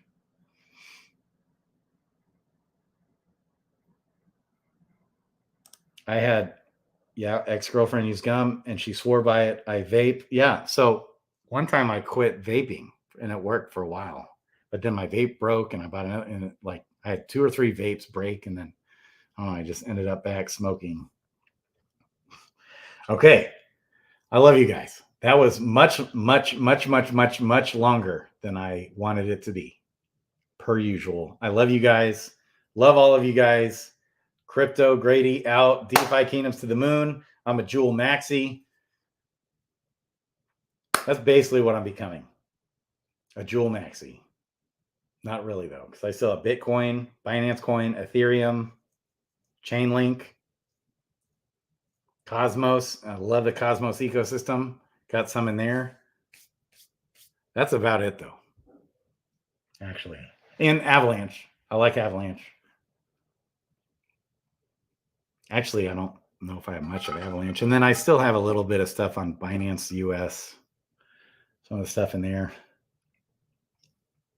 I love you guys. Crypto Grady out. Peace out. Love all of you guys. I'll still be in the chat as long as I can. Keep commenting.